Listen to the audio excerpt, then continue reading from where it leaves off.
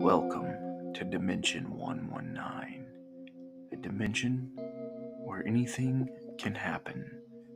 Prepare for the strange and unexpected. Enjoy today's episode.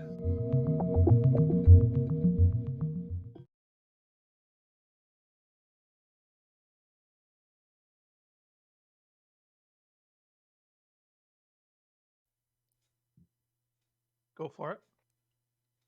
All right, Derek. Way to start off the stream good. What's going on, everybody? It is Nathan with Dimension 119, and we're back for more Curse of Strahd. We are on our 20th streamed episode. That's crazy. It's not a ton for everybody else, maybe, but, we've been consistently streaming this will be 20 episodes now, so it's pretty cool. I am still a little under the weather, so I'm definitely going to keep my intro short, and I'm going to go ahead and pass it over to Ray for the recap. Can I be a downer? I think we started streaming at episode 11. Yeah, that's what I was going to say. Shh, don't tell anybody. Are you gaslighting our viewers? Maybe. It makes me feel better, okay? It gives you the boost you need.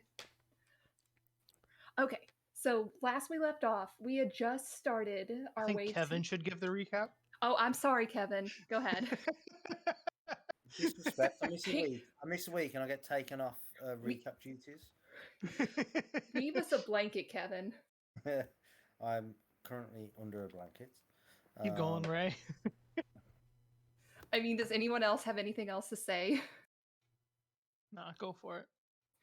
Okay, One more thing. We left... No, I'm just kidding. Nathan. Remember how I was saying I'm going to stab Kevin? I'm going to stab you.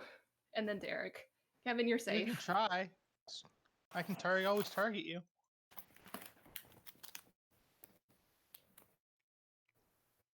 Continue with the recap. Okay, so we left the Wizard of Wands. Our first mission was that we were going to head to Valaki to try to find that lost gem that we were looking for to help out the Wizard of Wands. Since last time we were there, Larenthar had killed the Burgomeister and also an innocent. We didn't really want to go in showing our faces. So Orden was hiding in the back in the wagon, and Larenthar used his hat of disguise to make himself look like a human noble, or a human businessman, rather. So when we get there, we find out that Father Lucian has taken over as the Baron of Valaki, and he's working alongside Isaac, which, considering how we left them, not super great.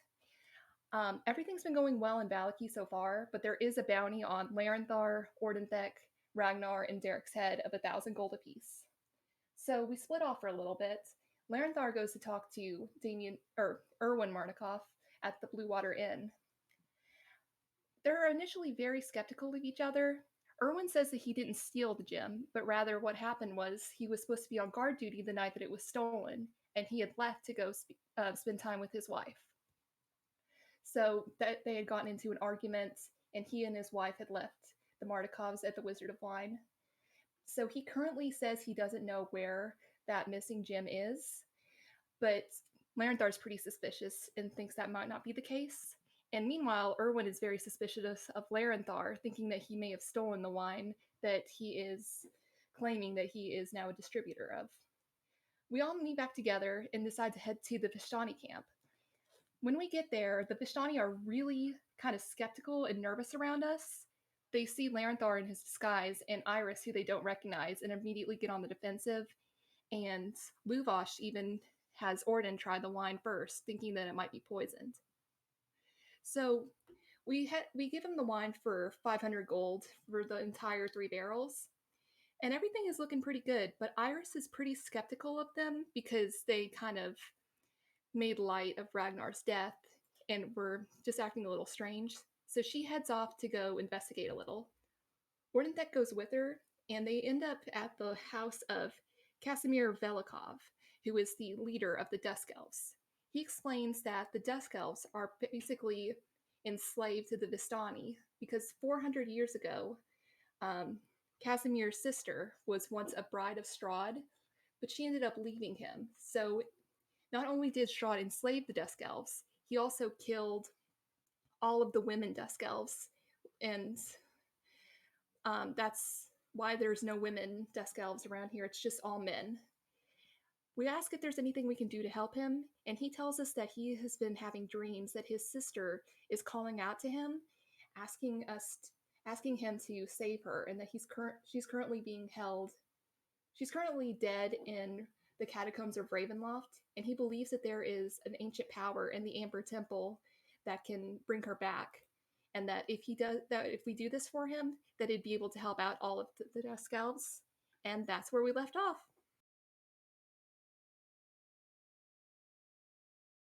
Yay. Doo-doo.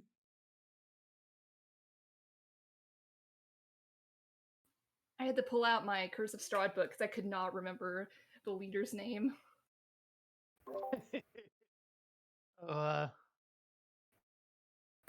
Kasimir Velikov. Okay.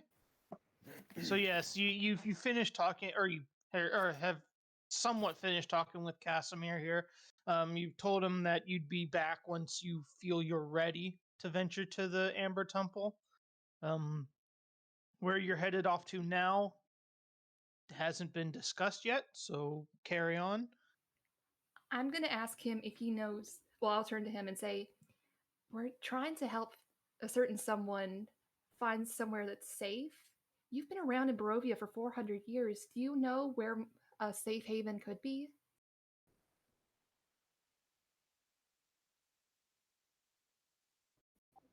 Safe is kind of a relative term here, as I'm sure you've grown to know. Nowhere is truly safe, but if I had to guess, the most safest places would be the biggest city, or two bigger cities, either Kresk or Valiky here. And assuming you're not wanting to really be in Valiky, since you're asking elsewhere, Kresk would probably be the best bet for you guys.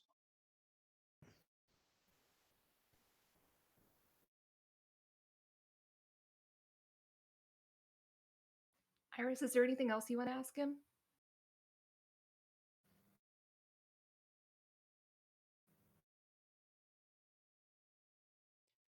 I think I've pretty much covered everything I wanted to ask him. You've kind of finished the conversation that I wanted to have. You know. Sorry, man. Oh, it's fine. It's fine, dearie. Oh, that was me out of character. I'm not calling you man. The important thing was to keep your two friends safe. If I've got my story straight. And obviously you, I should say, have rolled out the current town that they were in. So we gotta get them somewhere else. I think we're on the right track now.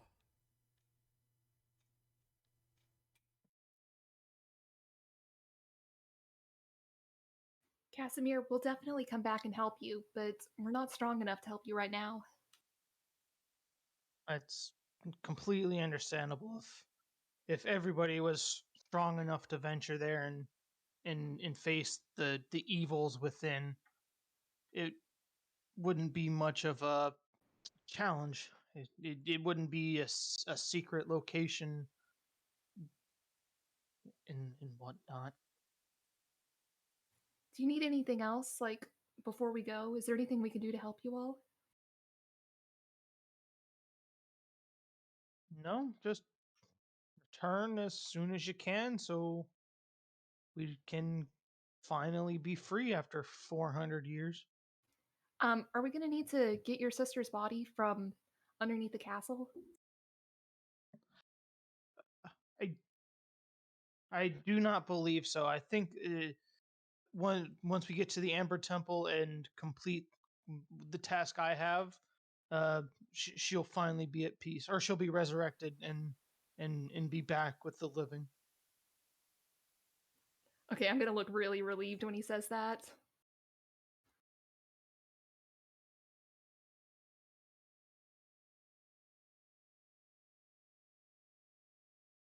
Well, we'll be back as soon as we can, and I'm gonna head out with Iris, assuming that she's leaving.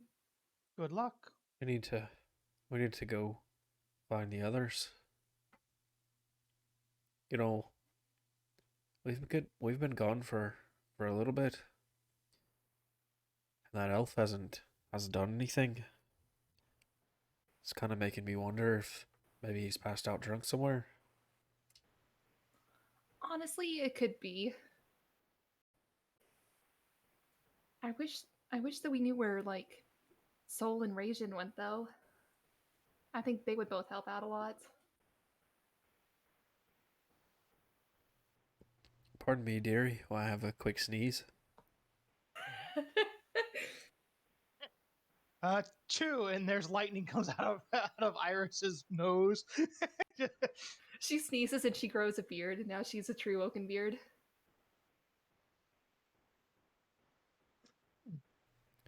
But yes, Kevin, whenever you want Raisin to appear, you can bring him in.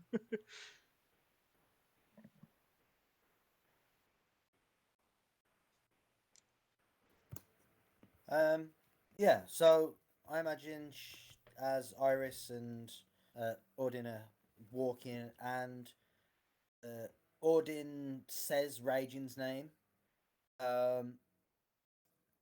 she would feel, and maybe Iris would feel like the hairs on the back of her, the hairs on the back of their necks, if they have hair, stand up, and a kind of tingly sensation across both of their skins. As the dagger itself begins to release kind of sparks, little sparks of lightning. It starts to crackle. The frequency continues to build and build. Yeah, I guess it's how does Odin react? He pulls out the dagger, and given his past experience with lightning, he kind of just drops it immediately. He eats it. Basically, but more gentle because he was given to him by his friend. Yeah, so the dagger kind of tumbles out your hand and sticks and like plants itself into the ground, blade first. And you can see the lightning more and more starts crackling, more frequent. You can hear it now as it continues to ramp up, um, until it becomes a frenzy around the hilt, around the grip itself, um, as it becomes more and more intense. And then you see it forms a hand gripping the dagger itself, and that becomes an arm, uh, and it becomes a chest, and it becomes two arms, and a torso, and a form made of lightning, kneeling on one knee, gripping the dagger itself, head bowed, and as the lightning continues to intensify, it forms the shape of um, raging, and as the form completes its transformation, he gasps.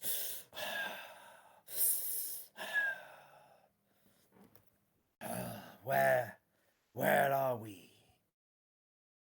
As soon as I Sorry, go ahead. As Raisin appears out of practically thin air, the three dusk elves like jump completely startled, and then they raise their spears in defensive stances, just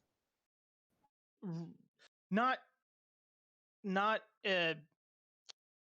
to attack, but more just prepared in case whatever this is attacks them. As soon Iris as he shows is up, sorry, go ahead. standing in front of Orden, like seeing him like kind of lay down the knife and step away, and seeing some of the experience that he's had with lightning and hearing the stories and stuff. Iris has stepped over in front of him and just like shield in one hand, warhammer in the other, kind of got her arms spread out, just kind of in front of Orden, just like almost ready to absorb anything that's come in that direction until she sees that it's actually Rajin. And as soon as she puts her arms down and it's visible that it's Rajin, Orden just yells, "Rajin, you're back!" And without thinking, he just grabs him and gives him a hug. And for like a half second, and then he realizes, oh wait, this is probably a thing the Dragonborns don't do. And he lets him go and he takes a step back. He's like, sorry, force of habit. Like one of the Dusk Elf guards Yes. would look at you and be like, what's the meaning of this? You know this other Dragonborn? Where'd he come from? He's our friend. He's friendly. He's not gonna hurt you. Raging, obviously taking the gasp and seeing the Dusk Elves react, and Iris and Orden both kind of react how they are. He's like stood up and he holds the dagger in a kind of across his body in a defensive position, staring at the Dusk Elves, and then as you grab him, he kind of pins his arm somewhat. But doesn't react, and then you let go and you kind of straighten yourself up, I guess, and he nods and says, "I am friend of these indeed. Do not trouble yourselves," as he sheathes the hex blade back on his belt. And as you sheathe your blade, they kind of loosen their grips on their spears and go, so be it. You make quite the entrance there.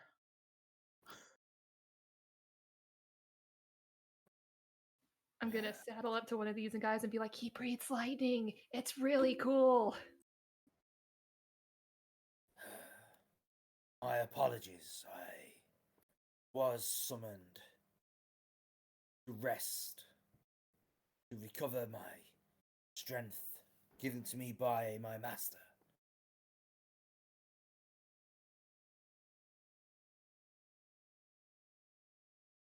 Okay.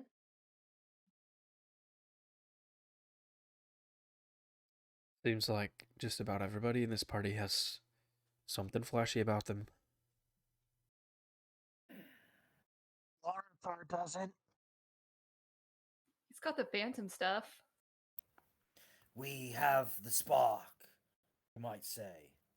Ha ha ha. And he just turns and kind of steps this way and looks around the hill to see where he actually is, because he doesn't have a clue where he actually is.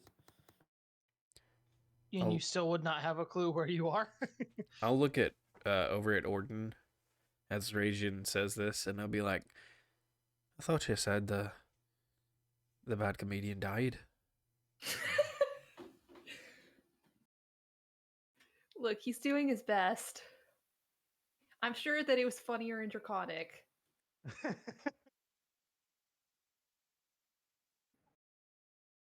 He turns and kind of has a bit of a, and then he says it in Draconic, and it definitely isn't funnier in Draconic. Well, no one knows because no one speaks Draconic. True. And I just nod and say, see, that was probably really funny in Draconic. Yes, well, what is our next move, and what have you decided? Do we find aid here at this camp? Yeah, this camp is actually really bad news, and we need to get moving like as soon as we can. They've paid you. Yes, and they work for Strahd, we just found out. I'll motion to the elves and I'll be like, these guys are our friends, but everyone else, they work for Strahd. Let's go. Let's go grab Larndar. And let's take our leave. That sounds as though we've got to go back to the winery and get Ismark and Ireena. We may have a safer place to take them. Very well. Lead on. As you go up the back up the hill towards the the tent in the middle on the top of the hill to look for Larnthar, you find no traces of him whatsoever. He's just vanished, just like Rajin and Soul did in the past. He's just nowhere to be found anymore. Yeah, that checks out.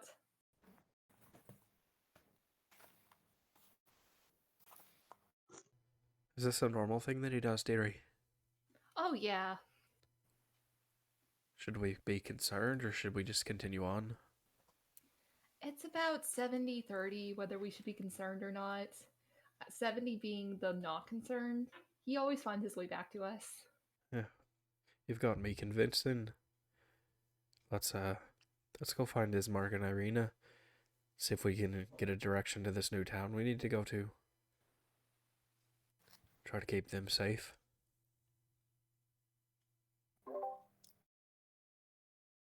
New town, you say? What is this place?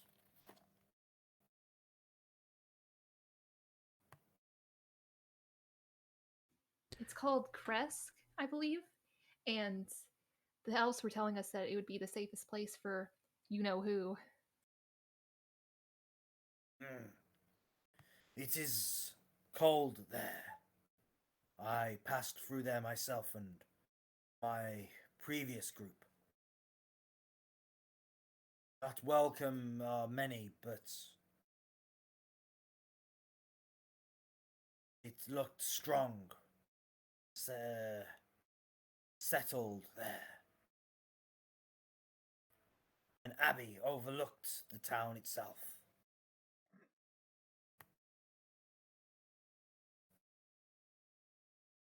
Well, we've had good luck with religious places in the past. Maybe this will be no exception. Do you think it's safe? That's the big question. Its walls looked strong. Its guards were keen.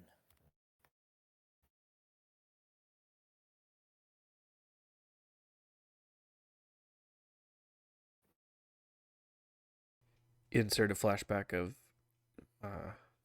vampire spawn killing guards at this point.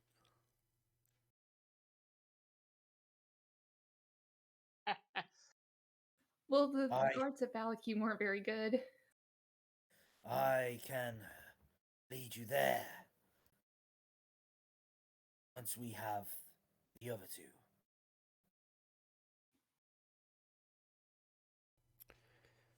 Sounds like a plan then. Or how far is the journey, do you think?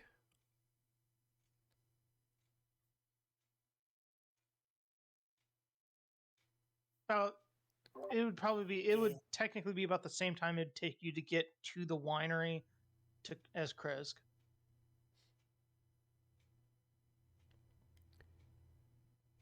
From the winery to get there?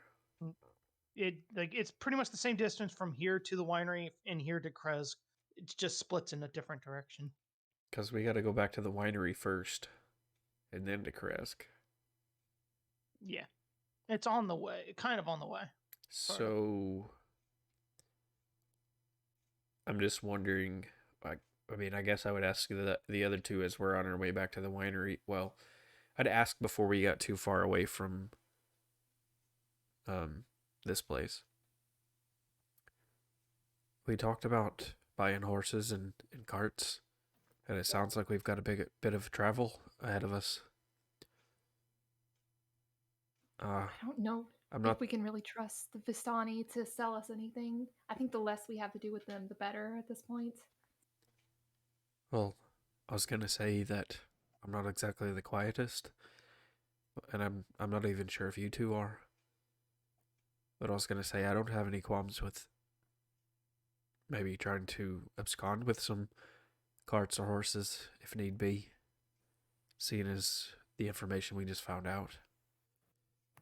But it'd also be a bit of a risky situation. Raisin, how stealthy are you? Because I am not stealthy at all. I can move quietly enough, but to say I'm skilled in it would not be correct. Would you say However, you're proficient?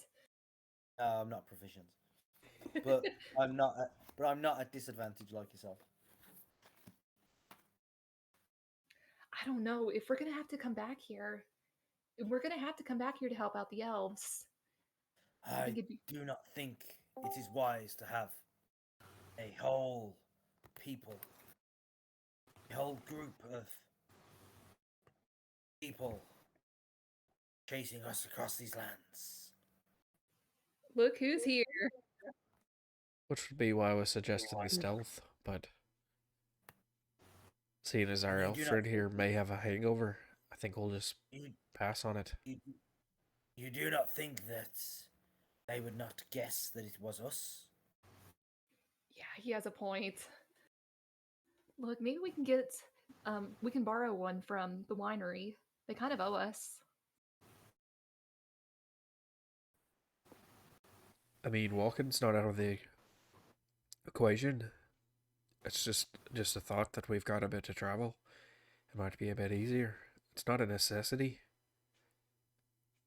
but a thought.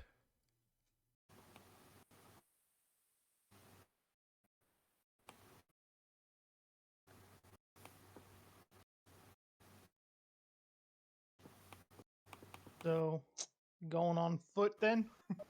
Chris, are you here?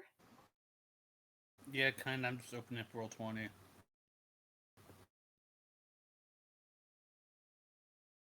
So yeah, you're gonna head back to the winery on foot. And as you start leaving the Vistani camp there, you see behind you catching up is your elf friend who decided to follow you. Well, I'm gonna go off on my own. You can go for it. I don't even know where I would go.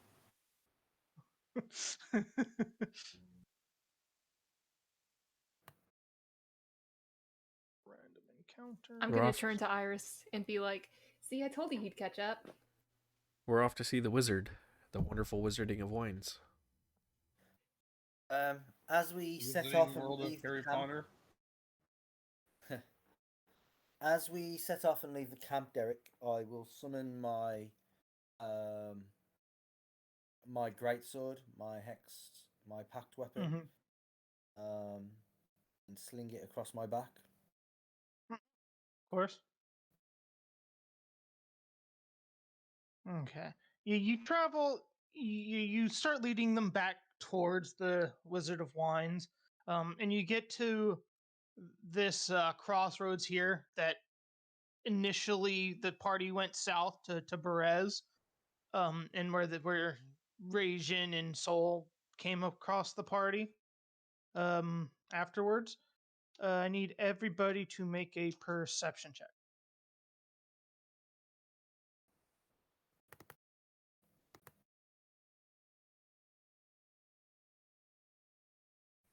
We had a rest last session, right? Or Yeah. Nobody beginning. used any spells or lost health the last session, so you're still good. Yeah. I Well, he think needs a long rest before we Yeah. head out. I think I forgot to Oh. update my sheet since last battle, and I know we had a rest after that. Yeah. And what is your perception check there, Iris?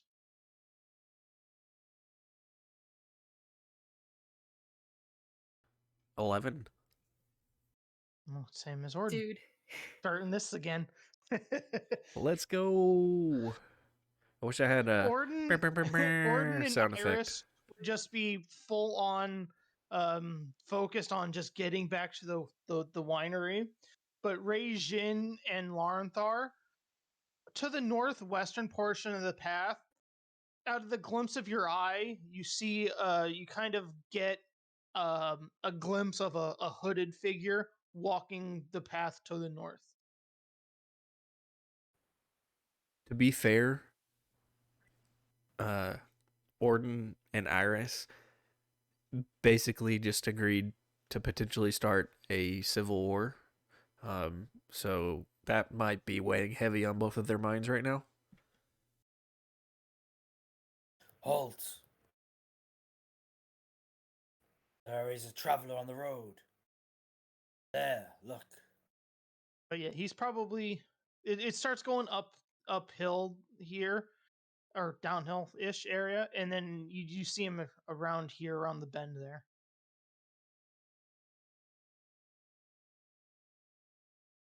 Traveler on the road. Shall we follow and ask? Do we continue on our way? Where is he? It's not. Yeah, there. Is That it pig. man-sized, elf-sized, or Erston-sized? Man-sized. Or Korath sized? Is he walking, like just standing there, or was he walking, or No, he's walking towards the north. Like he's walking the path away from you up to the north. I think it'd be a good idea to stop and ask him if he's okay. I mean, as far as we know at the moment, the two are safe at the winery. I don't know how much of a hurry we're in to get them out of there just yet. I guess that's the only thing that would weigh against this. I know, but I'm still looking for my friend, and that could be him.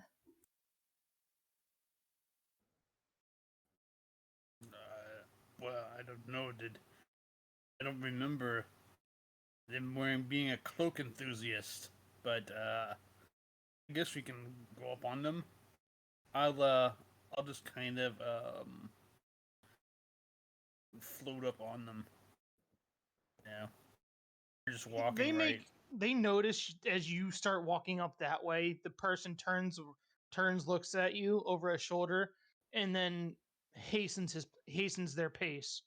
Like they're not like they're wanting to keep the distance from you, but not necessarily lose you. Oh, I do believe. Oh, it's a chase, is it? I will head up on them. Wait, good sir. Can I A like moment of your time. see if I can insight or something to see if I feel like he's trying to like lead us to something or lead us into something? There's no You way can, this yes. could be a trap. I'm gonna do that too because I'm thinking the same thing. Nope. Well, maybe. I got a really high insight. got an so 11 again. I got a 16. All you can tell is this creature, this humanoid, isn't hostile towards you as of right now. It doesn't look like they want to converse at all. They're just running away. I'll try to like just catch up with them. Kick the old boot into gear.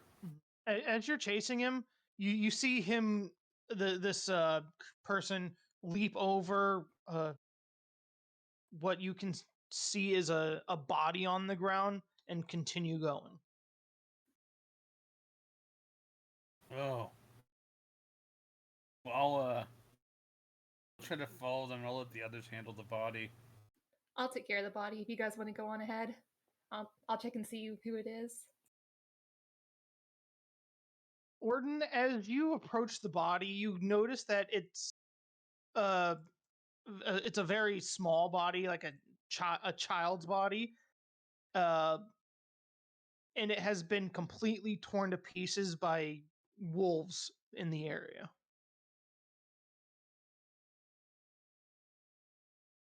I'll just pull that aside. And we'll come back for that later. You So leave the it's dead less of kid a body alone. and more of a body pieces. Yes. Like We'll give it the torso is there, which is what the person that you're chasing jumped over. But there's hands and arms and pieces all over the place that have been torn apart. Okay, I'm not gonna touch that then if I can help it. I'm just gonna keep on going. Okay.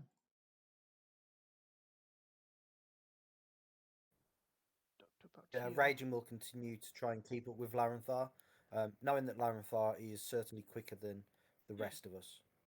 Oh, this guy's pretty quick too. Oh yeah, he's very quick. You Two can more tell that levels. this person is adept at traversing these lands and knows the way of the land a whole lot better than you do. So it's kind of giving him the edge in the foot race. You get up to about here, and you see him turn towards the northwest, out towards another lake. And where to go? You come to a cold mountain lake enclosed by misty woods and rocky bluffs. Thick fog creeps across the dark, still waters. The trail ends at a grass-covered causeway that stretches 100 yards across the lake to a flat, marshy island with a stone tower on it. The tower is old and decrepit, with collapsing scaffolding clinging to one side where a large gash has split the wall. Time-worn griffin statues, their wings and flanks are covered with moss, perch atop buttresses that support the walls. Parked near the base of the tower, within sight of the entrance, is a barrel-topped wagon spattered with mud. Let me get to that area. Okay, did he like run into the tower? Yes. Alright, then I guess I'll wait for the people to catch up. And I'll just like kind of crouch down in the mist. And wait for them out of sight of the tower if I can. It's a trap. No, it's obviously it's a good place. It's probably it's like a it's a travel motel. It's like an econo lodge. You're right.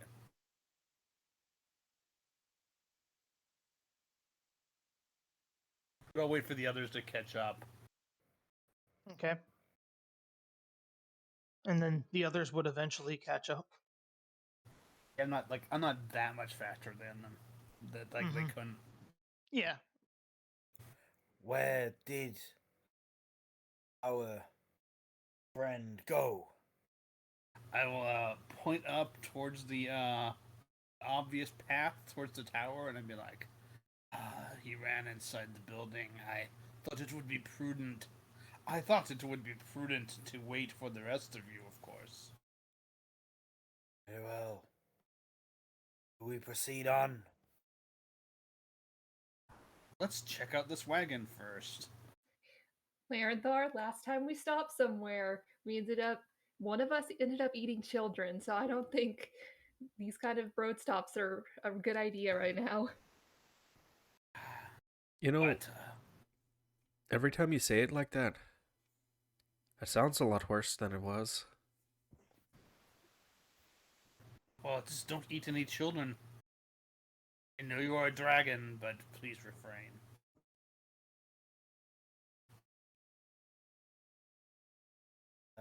I think Raging will start walking across the causeway towards the tower and the wagon.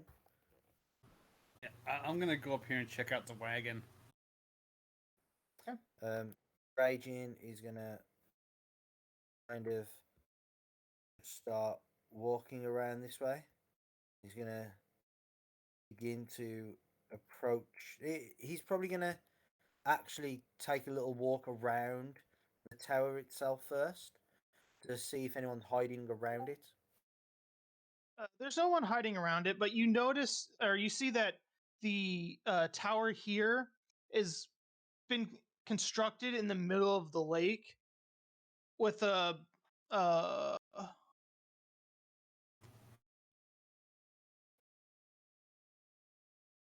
where'd it go?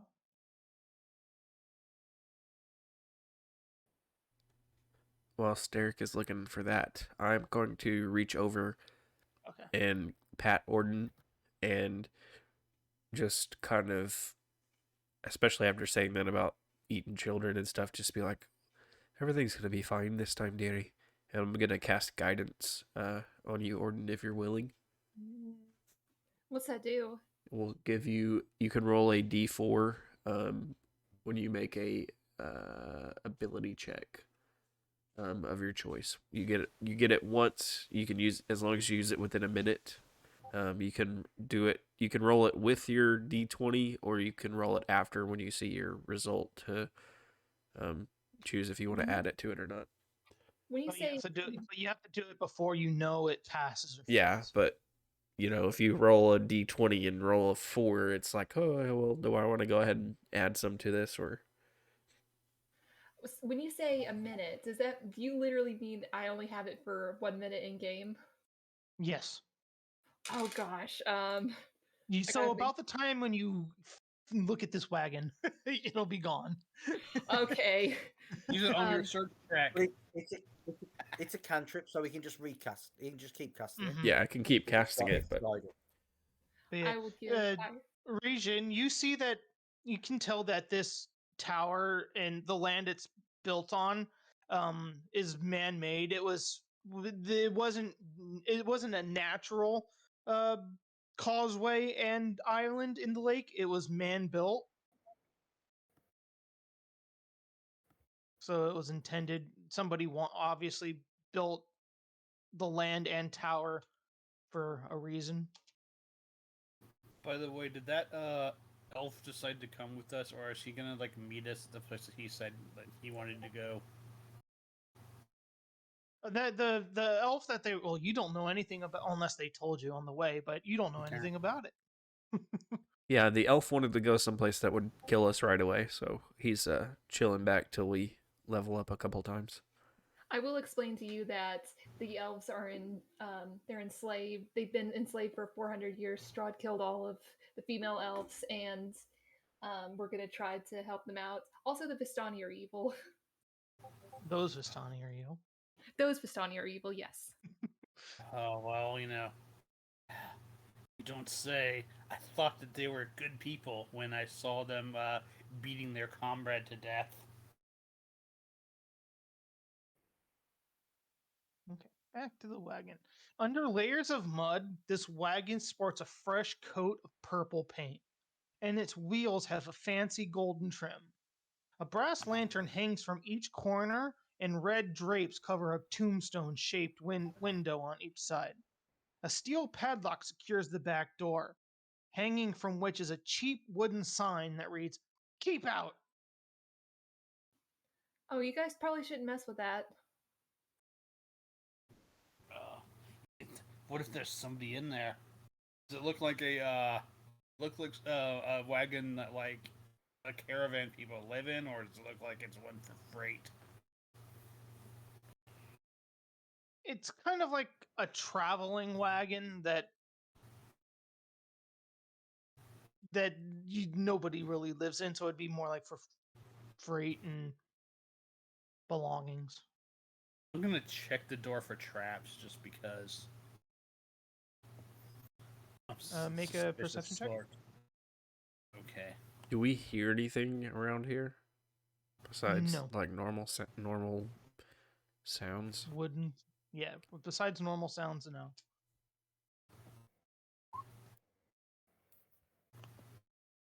Ooh. Wow. I don't see nothing. You don't see nothing. Clear and Thor, it says keep out. Well, I guess I'm just.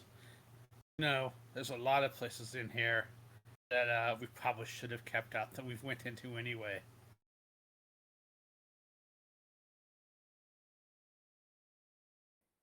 Like that death house. It's either we check out the wagon, or we check out this tower. Well, I'm gonna try to open the lock. I'm gonna see how good this lock is. I'm gonna test it just because.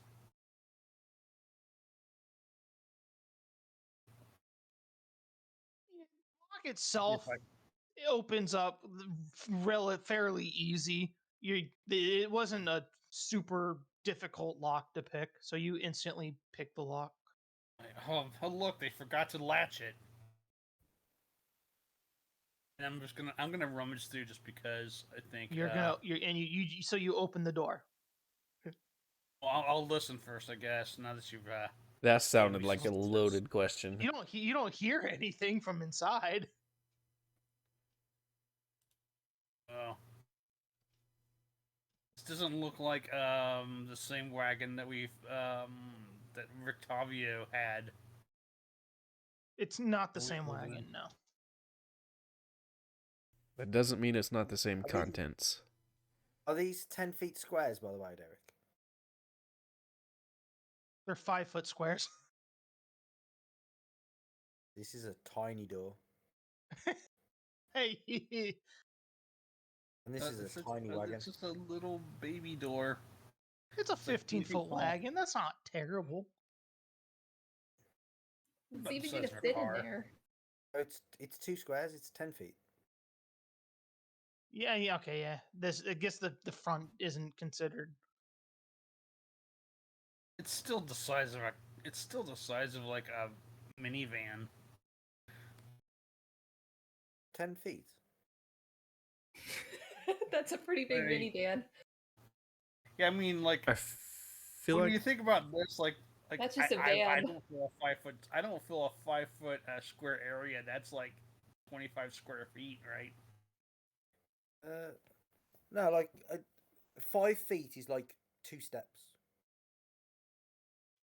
Yeah, but I'm saying like a car is maybe like 8 feet long, and a minivan's not that much longer. But because they still have to fit in the same spots. Did you even describe a door on the building? Didn't you say it was like a crack in the wall? No, there is a door on the building. Oh, okay. I thought we just seen like a big Lauren crack Clark. in the wall. Yeah, you know what? I will be the dummy, because if there's something in there, I would rather deal with it now than after we're running away from the tower. Okay. When you open the door, just in a flash of an instant, the cart explodes. I need everybody, since you're all within 30 feet of it, to make a Constitution saving throw. I tried to stop you. Jesus. You know what? That's fine. The trap was booby trapped with the inside, not on the outside. Oh dear. Oh. Rough. Hold on. I've got 20. I've got my thing. I've got Aura of the Guardian. Kind of nat 20 though. No. I'm saying for you guys. For you guys, if you're within 10 feet, you can add my my charisma modifier, so you get an extra +4. So I got a 9 then. I got you said Constitution? Yes. I got a 15 with that +4. Okay, the DC is a 12, so... Sweet Christmas. And make it with the +4. 27, 29... 29 D100s. 38...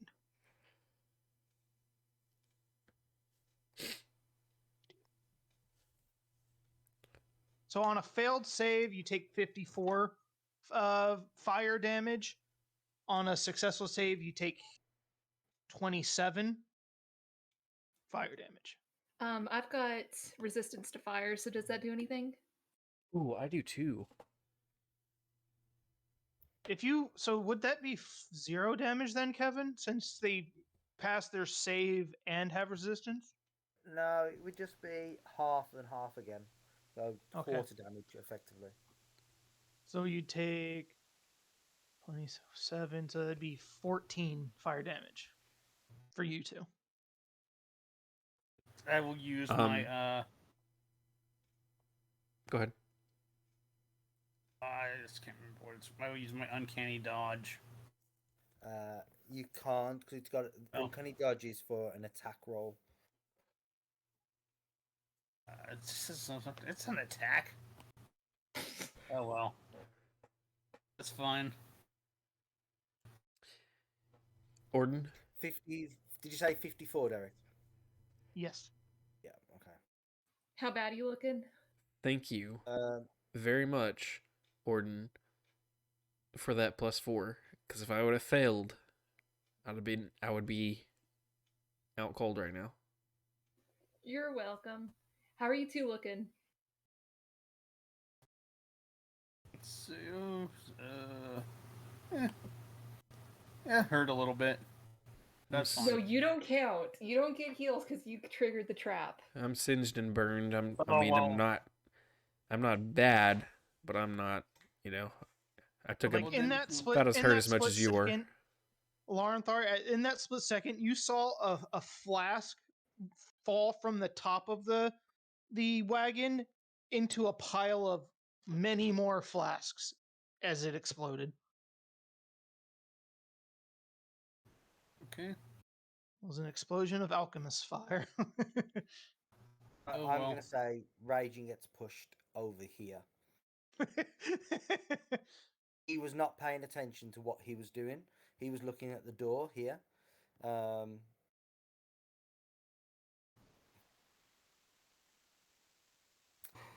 What is Larenfar's like max HP?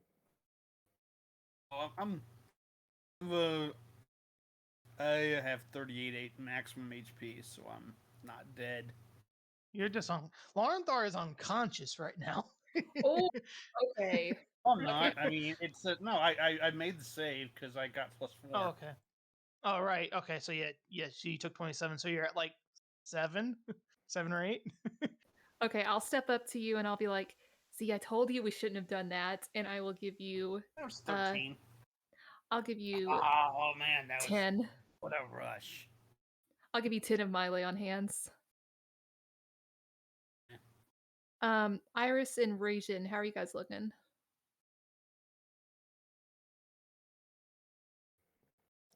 Raging is like not face down, but he's landed on his side, and he's kind of pushing himself up out of the dirt. And you say how you feeling or whatever, and he can't hear a thing. It's just like like a ringing in his ears, and like he's got like spots in your eyes when you look at the sun for too long or a light for too long. He's just like dazed, and he's like on his hands and knees, and he's squinting. He doesn't have a. He's like looking around, and he's like, what happened? Okay, I will use cure wounds on you. Heals you for 8. Does that make you any better? A little bit. I mean, How much? Put a little bit. I was conscious and alive, just very badly hurt. Do you need? Do you think like he'd need more than that? Like, do some of his wounds close up and he looks like he can stand, or does he need more? Oh, he can stand up. It's just like I said, he was very badly hurt.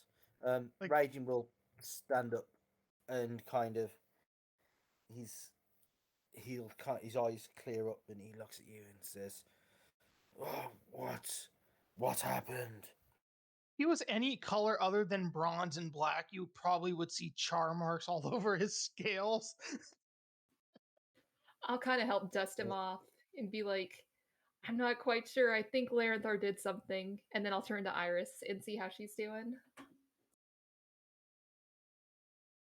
I'm not doing great, dearie, Get to a but I'm doing Okay. okay. fireball. Does anyone else need help?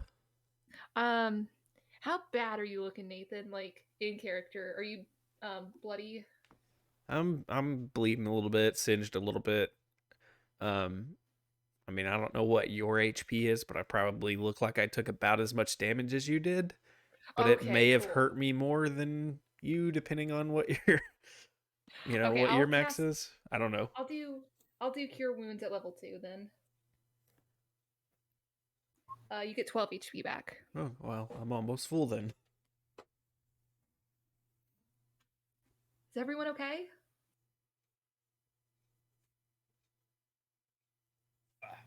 You need to face me when you're talking to me, dearie. At least for a little bit.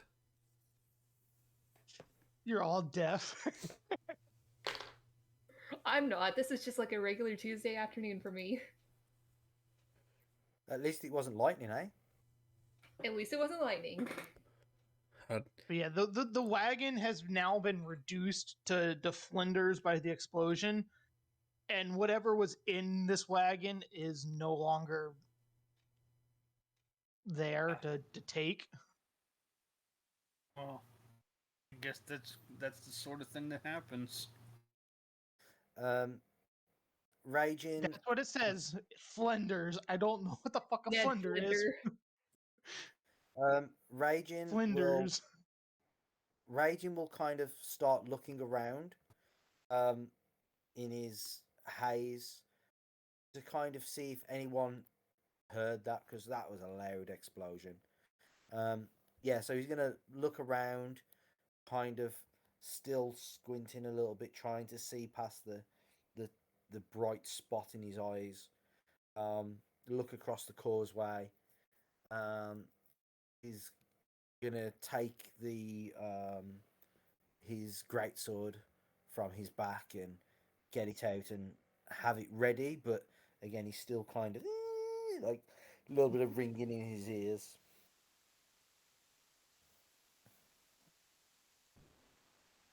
Yeah, you take a little bit of time to get your bearings back. No other travelers or hostile creatures come out of the woods or down the path. You kind of get the feeling that any any beast like creature probably was scared off by that, whether it be a wolf or bear or whatever. Anything in the vicinity is probably hightailing it away from the explosion because that it was very loud. Whoever's cart that was willing to destroy it. If it is the individual we followed, they must have been prepared for such a event. Yeah, you're right. Guys, this doesn't seem like a smart idea. We should probably leave. Here's the schematics of the cart because of course the book has to show the schematics of the cart. That is a tiny cart.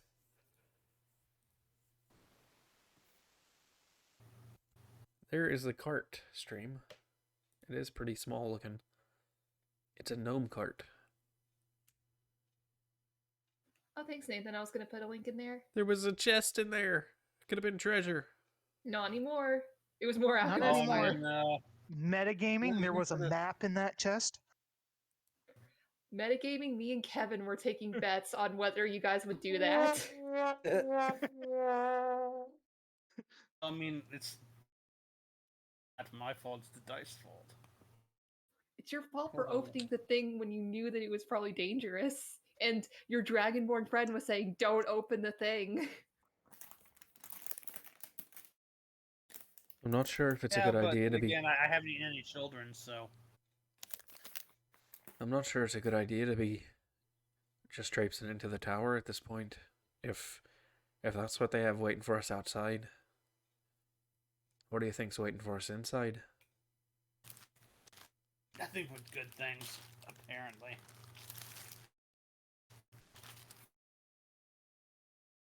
Nothing but good things. Yeah, they probably put all their Uh, bad stuff just there Like, in that. if you would like to take the time and take a short rest to use some hit dice to heal, you're more than welcome to. Because I say that you've had about that amount of time of recovering from the haze and what just happened. From the hazing. I shall take you up on that offer, Eric.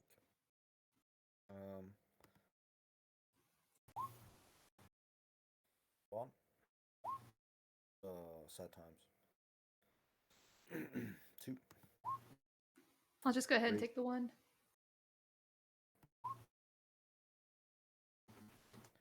1, 2, 3, 4, 16, 26, 30.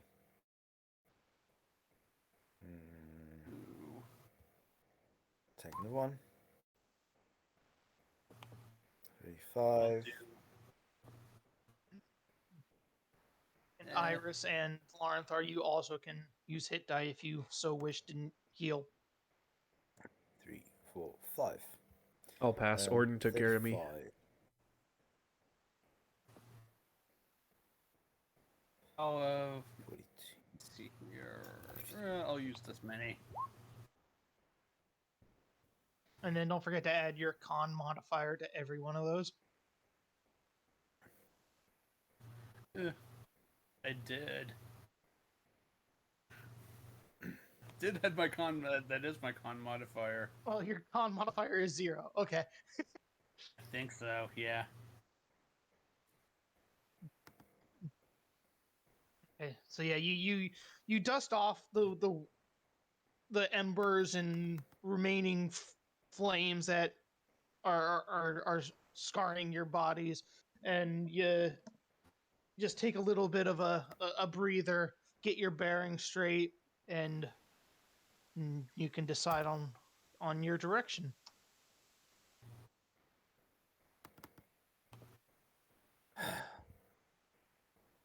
The scaffolding around the side, it appears shaky. But perhaps that may be a way to get in.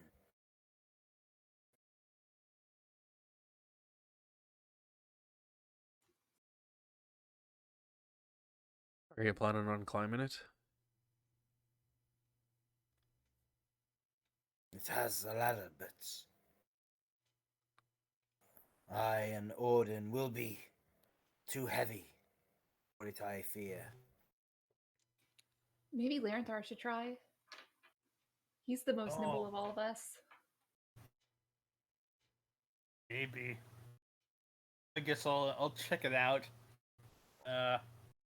Check it out for wires too, because what's the chances? I'm gonna roll a 1 twice in a row.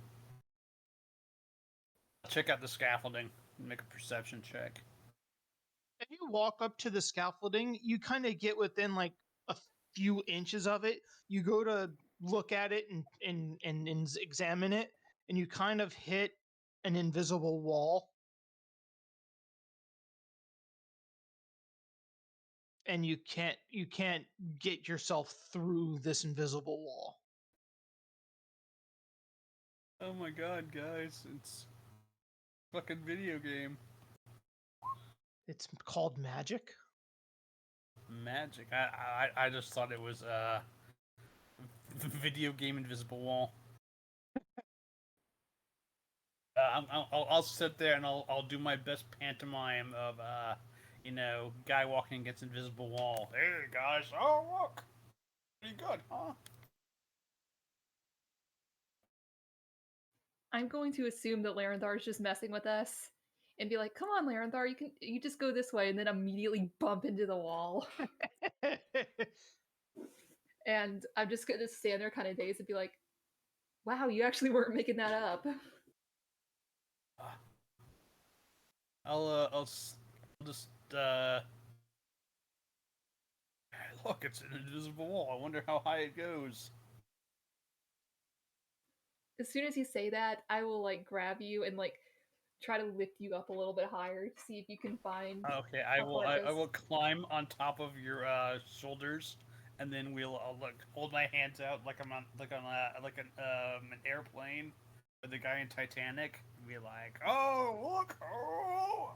Now if only Irish could get on top of my shoulders, we can totem pole our way to the top. You kind of get the feeling that your Looney Tunesy way of trying to climb the tower, it's not working because everywhere you go higher, it's still a magical barrier. Yeah, I think I'll pass. We only need. If we just entirely had a 4-person totem pole, we could totally get to the top. Yeah, Larenthar get down, Raisin, you get on top of me. Larenthar get on top of Raisin. Iris get on top of Larenthar. We can do this. I'll look over to Rajin. Have you ever seen a dragonborn and an elf in a cloak before?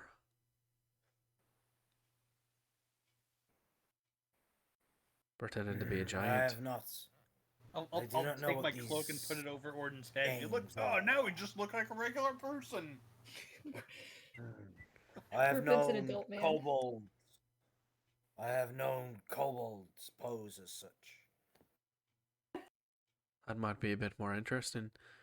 I'm gonna walk towards the door, kind of keeping my eyes open for suspiciousness, and see if I can actually reach the door. The tower door is made of iron with no visible handles or hinges. In the middle of the door is a large embossed symbol, a connected series of lines with 8 stick figures set around it. Carved into the lintel above the door is a word, Kazan, and I'll show you the symbol on the door. Inspector Gadget.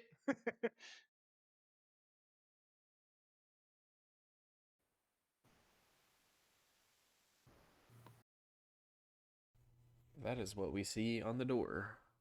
Everything is midsummer. That And is not creepy each at all. symbol around the side is like Stick a people. stick figure, like a human stick people. But in each stick person's, their arms are in different poses in different directions. Oh my God, they're walking like an Egyptian.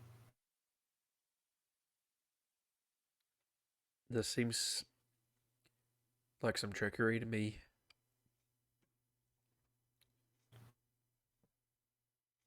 They're popping and locking. Yes. The lines. They must represent something. They connect each. Maybe it's like a dance. Which one of y'all wants to try it? Have you ever seen Avatar do the dragon dance? Seems to me we just gotta pick which way to start.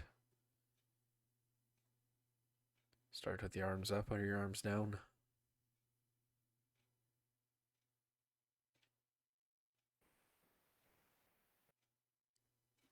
I'll go ahead and step up to the door, and I will start with the arms up and follow the line. You do the stick person dance very well. I do it, yeah. Make a performance check just to see how well you do it, because I'm just curious on how great you look. Ruh-roh. Well, this has Okay, nothing I'd to do say- with anything. I just want to. Well, How do I have a +4 performance? It's You've got charisma charisma. based. Oh my. Nice. You are such a great dancer. You're mesmerizing in your dance. I put a I take a gold piece and put it in his pants.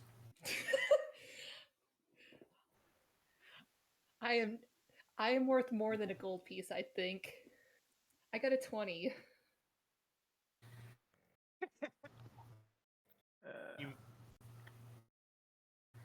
Ooh, shake it, baby.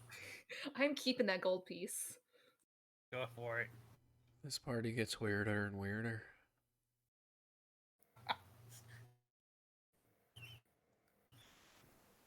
Does anything happen to the door? Yeah, something happens. Yeah.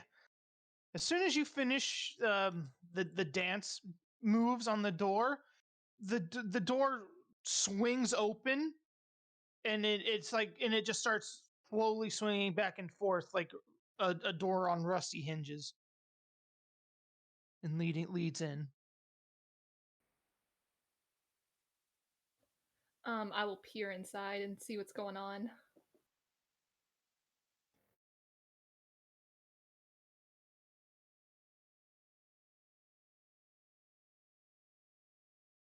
Of it open. You peer inside. And you're staring at the ground floor of the tower. The flagstone floor is strewn with debris, and a few old crates stand near the east wall. A torn curtain to the south partially obscures the tower vestibule. A 5-foot square indentation in the center of the floor, in the very center of the floor, contains 4 pulleys attached to a taut iron chains that stretch up through a similarly sized hole in the rotted wooden ceiling. Standing next to the chains are 4 tall clay statues.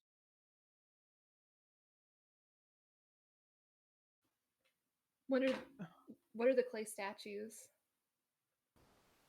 They're just clay statues of humanoid or like bipedal creatures.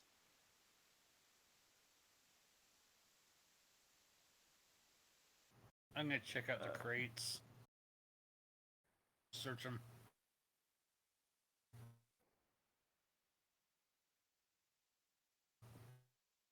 See if they're trapped or anything. What'd you say was in the middle? It's it's a An 5-foot elevator. square indentation in the center of the floor. And as Orden starts going in, the clay golems, you see the golems start moving, or the statues start moving, and they start pulling the chains, and very slowly a platform starts lowering from above.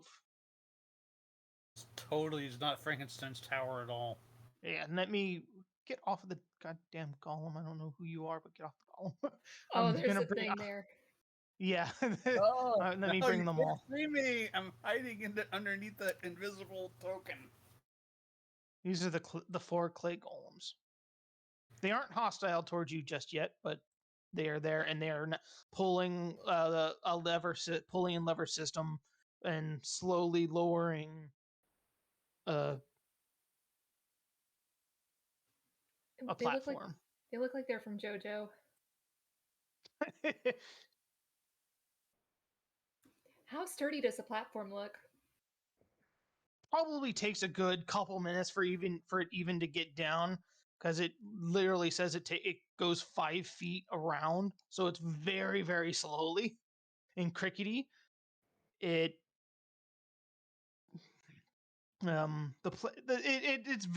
movements are very jerky. You can tell on the way down.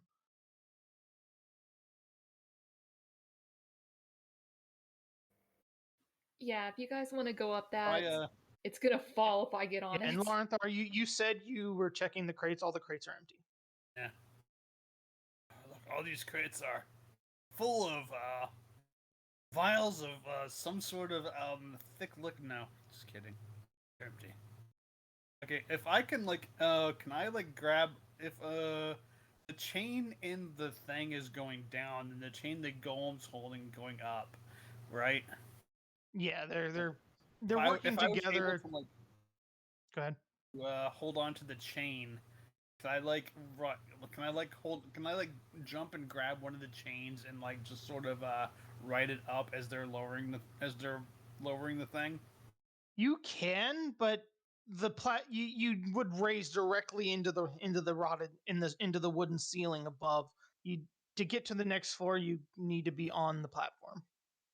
Well, can I just sort of hold on to the chain and sort of Spider-Man my way around the hole in the ceiling to look in that way? Or is it too far away? It's a little bit too far away.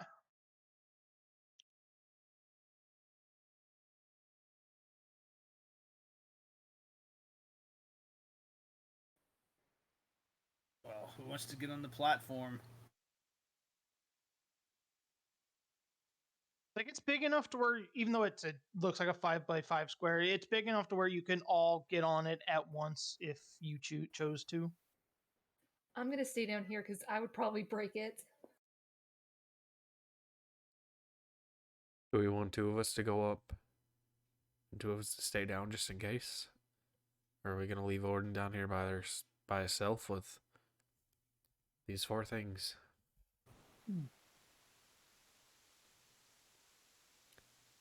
Are we gonna go one at a time? Or are we all gonna go at the same time? Far away is the. I will go up first if you need.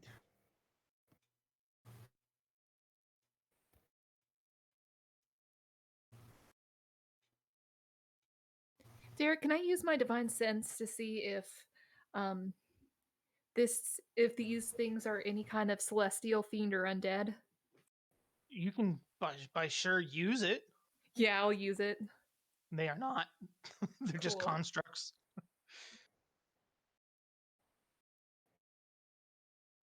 I'll wait with Orden. If he gets on to go up, I'll go up with him. If not, I'll hang out with him. Okay. Reijin, you step onto the platform, and you kind of expect it as to start moving up as you step onto it, but you step onto it and the golems don't start lifting you up. It doesn't move. It does Up. not seem to be working. I'm just gonna try to climb the chains up to the hole.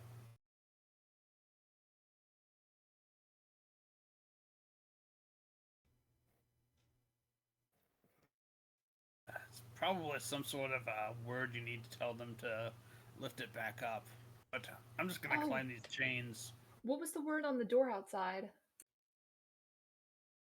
Kazan. Does that do anything, Derek? Yeah, the golems get the gist that you are now telling them you want to go up, and they start lifting Reijin up to the second floor.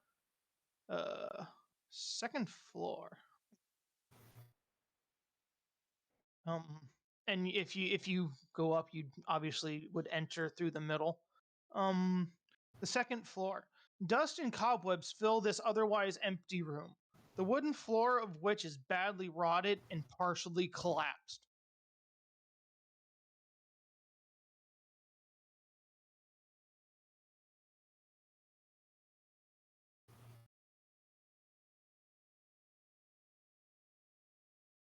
Okay. And that's all in this floor. Can you guys hear me? Okay. Yes. Yes. Yeah. Okay. No, everything was breaking up then, so I don't know if it was me or somebody else.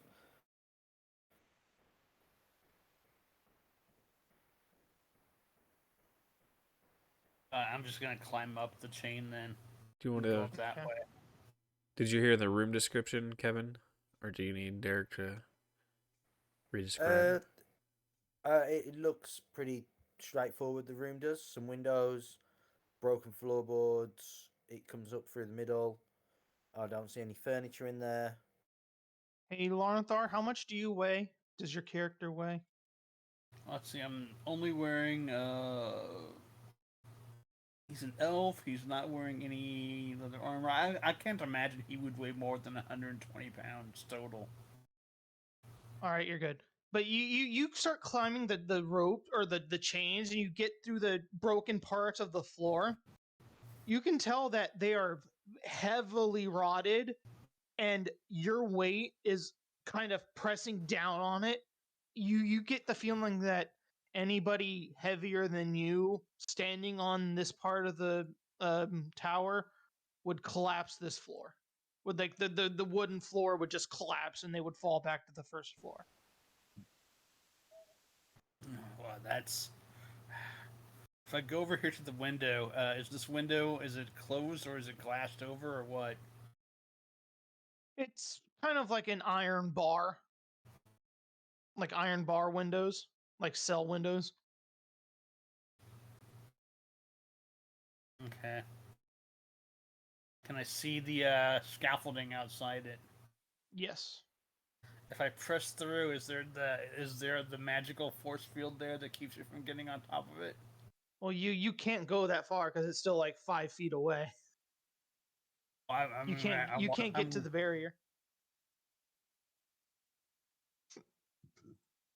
Okay, well, I'm just gonna like try to reach my hand through to see if it's like flush with the tower or not. No, it's not flush with the tower. You wave your hand like you normally would out of a window.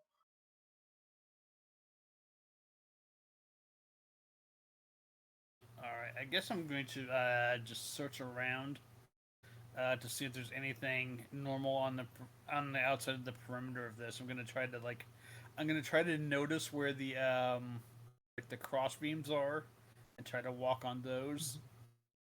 This No. entire room is completely empty. Is there anything written on the walls and the windows or? Nope. If I was to like to take a like a little saw from my thieves' tools, would I be able to go through these bars anyway? It would take you a very long time. I mean, how thick are they?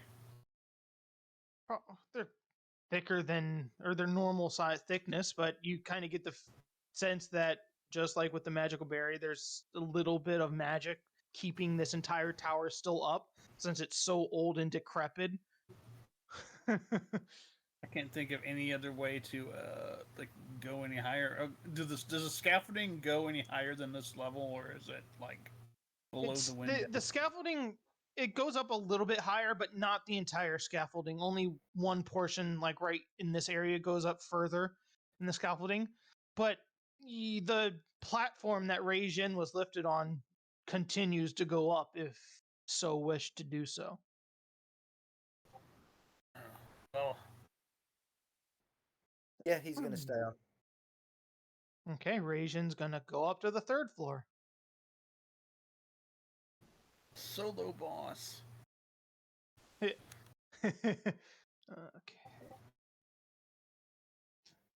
3rd floor. As you get up to the 3rd floor, time and the elements have all but destroyed this chamber, leaving a gash in the northwest wall and a slimy black mildew on the walls. The wooden floor is completely rotted and has begun to fall away in many places. It's the same hole in the floor. Okay. And it continues to go up one more floor after this. I'm gonna yell up to Rei Jin. Rei Jin, do you see anything up there? No, not yet. The Well, floorboards are falling apart. I'm going to cast Armor of Agathis. I'm sorry, my friend. You kind of get you go to cast Armor of Agathis, and nothing happens. It just pitters out, and nothing happens. Yep. As just like an anti-magic field. Do I still lose the spell slot? Yes. Okay. Magic does not work. Careful. I'll look over at Orden and I'll kind of glance up. I'll look over at Orden and I'll kind of glance up, and then I'll look back over to Orden and I'll say, "You see, dearie, that's a good thing to be shouting down 3 floors. Asking if he sees anything. It's not such a good idea, as that's going to alert everything else that we're here. Let's keep it quiet Right. unless it's necessary." Sorry. And I'll cover my mouth. I guess I will climb up to the next floor then. You're going to try to climb up to the same floor as Rei Jin? Yeah, because the chains are still there. I'm just gonna use the chains. Okay, you can easily scale the chains, but how are you coming to this floor? Like you're climbing the chains. Do you swing off the chains onto the floor, or do you like test them as you're before you step Well, onto the nonetheless, if they're all floorboards. rotten, I would probably just stay on the little chains and be like, I Okay. don't think there's anything here. Okay.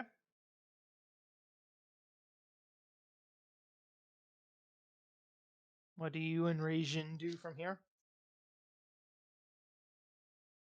Look at each other awkwardly. Yeah. Like when you're on an elevator and you're trying not to make any eye contact with people. That's what I do. Raging is looking up to see if it still continues to go up. It does.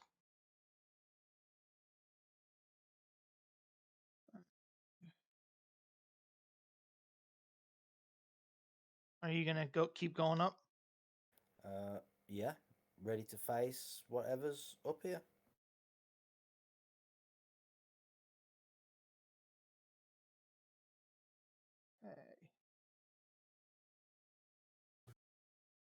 You can move your way on up. It's obviously going to be a Dark Souls boss at the It's top, right? Rictavio.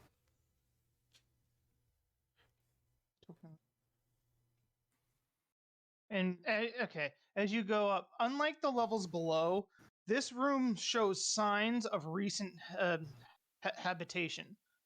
Although the place reeks of mold and mildew, it has plenty of creature comforts, including a cozy bed, a desk with matching chair, bright tapestries, and a large iron stove with plenty of wood to feed it.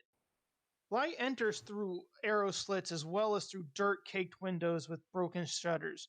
Other features of the room include a standing suit of armor and a wooden chest. Old wooden rafters bend under the weight of the tower roof, which has somehow remained intact. Mounted to the rafters are pulleys around which hang iron chains that support the tower's elevator platform. And sitting at the desk is a gentleman that, Rajin, you do not know.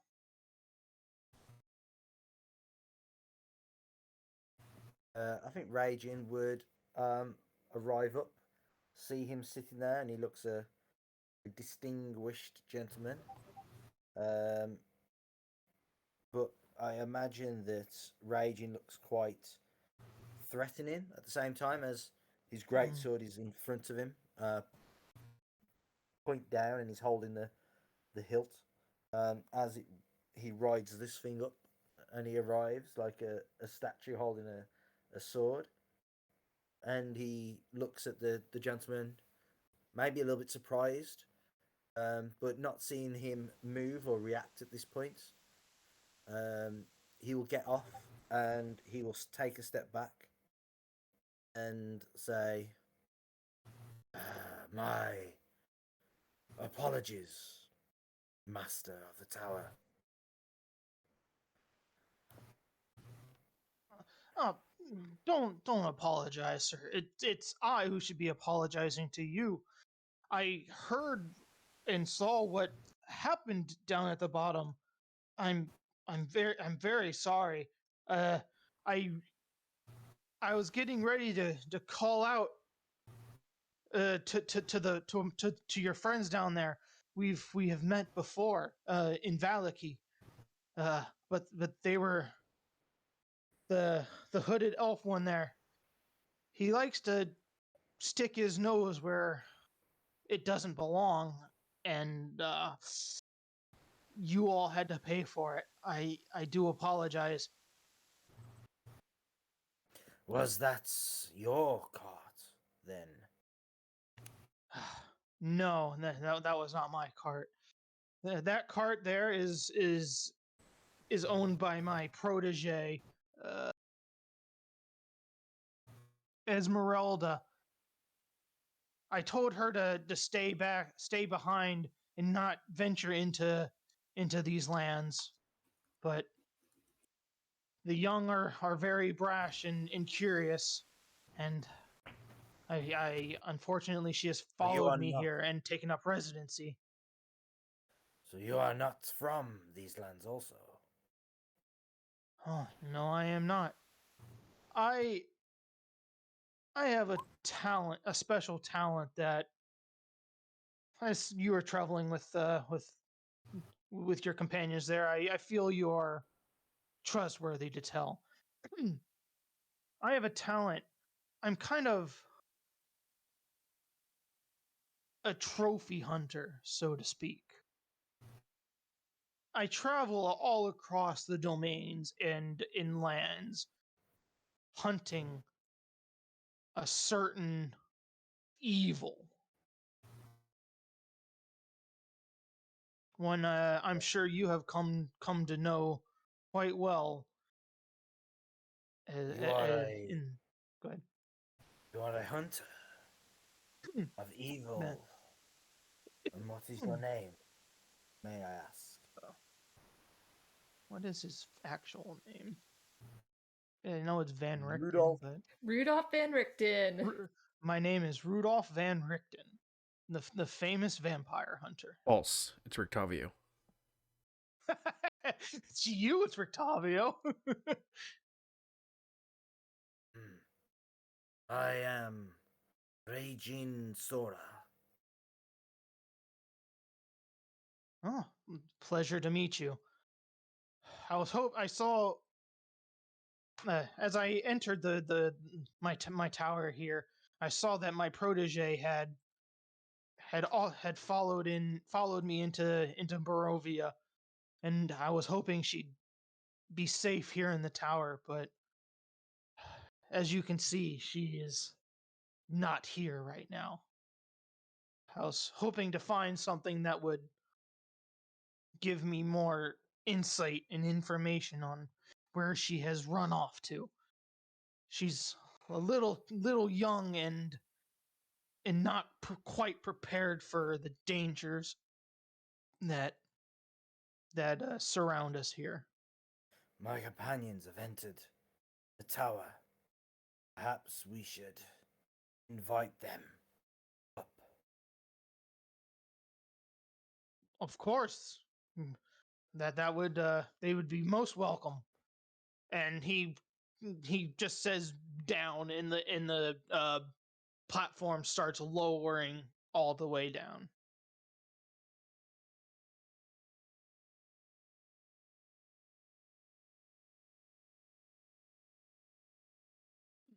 I will just call down. A gentleman says that he knows you. Perhaps you should all come up.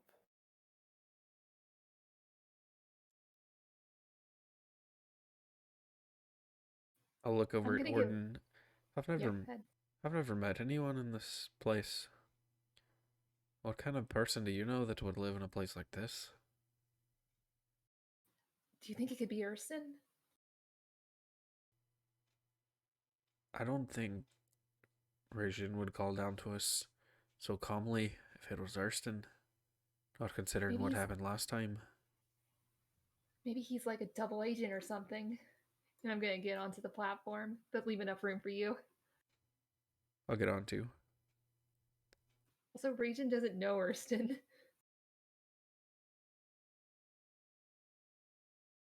Do you say that to Iris? Yeah, I'm gonna go ahead and mention that he wasn't there. Yeah, I know that, but consider the manner you saw Erston in last and the manner you met me in. That's my own brother. Do you really think after that he's just gonna let a couple of Dragonborns and an elf and his sister corner him by himself in this tall, crumbling tower? I'd like to think he can be saved. But he's still not stupid. I'm gonna just nod and be like, it's possible. Yeah, what you're saying makes a lot of sense. And does the platform go up? Yes, it starts raising, and Laurenthar, you can climb the chains up through the hole and meet your party all up there as well.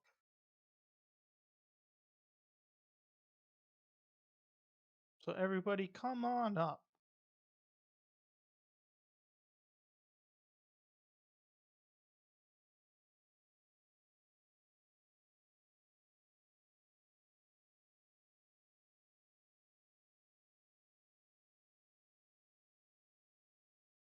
Ah, he looks at you, Laurenthar, and Ordenthek. Ah, welcome to my tower, young ones. uh, may I ask where the rest of you are? I see you have picked up two new companions, but where may the other two be? The orc and or other three, the orc and the dwarven brothers. Where would they be?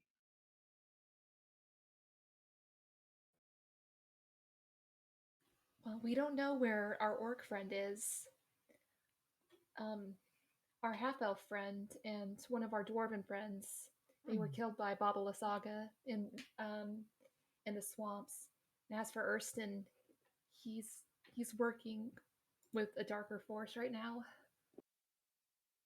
You mentioned that you had a run-in with Baba Lysaga. His eyes widening. Yes. You were foolish enough to travel into Berez? What reason took you down there? That no wonder why there's fewer of you than before. I haven't even I have dared going down to face that witch by myself, let alone you all. Well, somebody said the winery was to the south, so I took the south road.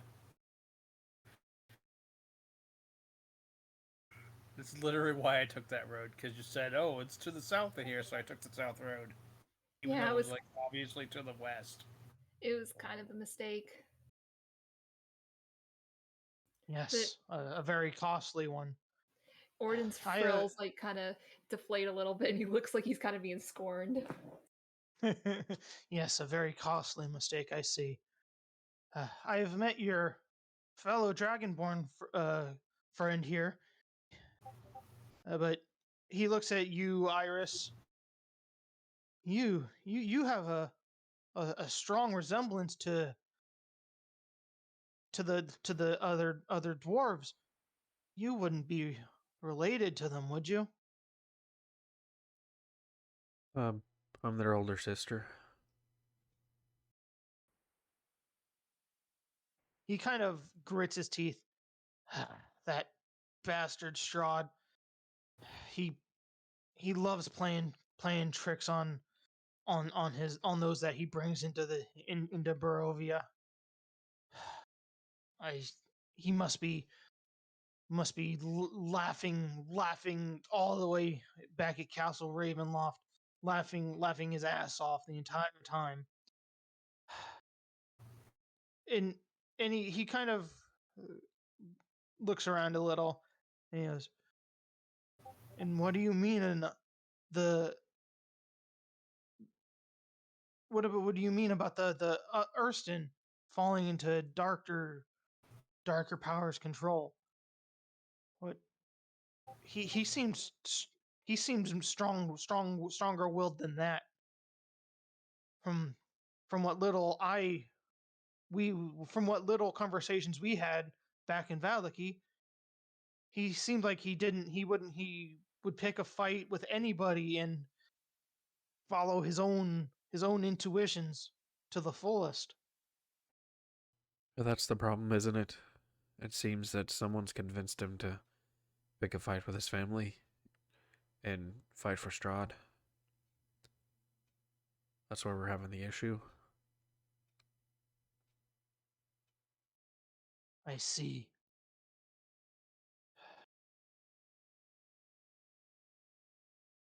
And he kind of looks out the window there behind him, and and you just hear him, just a gasp come out of come from his mouth, and he ignores you altogether, jumps on the platform, and starts writing it down. That's a bit odd, don't you think? I think we should probably follow him. Say to him? What did you say to him? You heard what I said. Didn't say anything wrong. Oh my god, which you offended our host. Can I guess I jump will. on the platform before he just disappears? Yes, you have time to. And he starts going. He drops all the way to the bottom. And you can follow behind him. And he runs outside. Uh,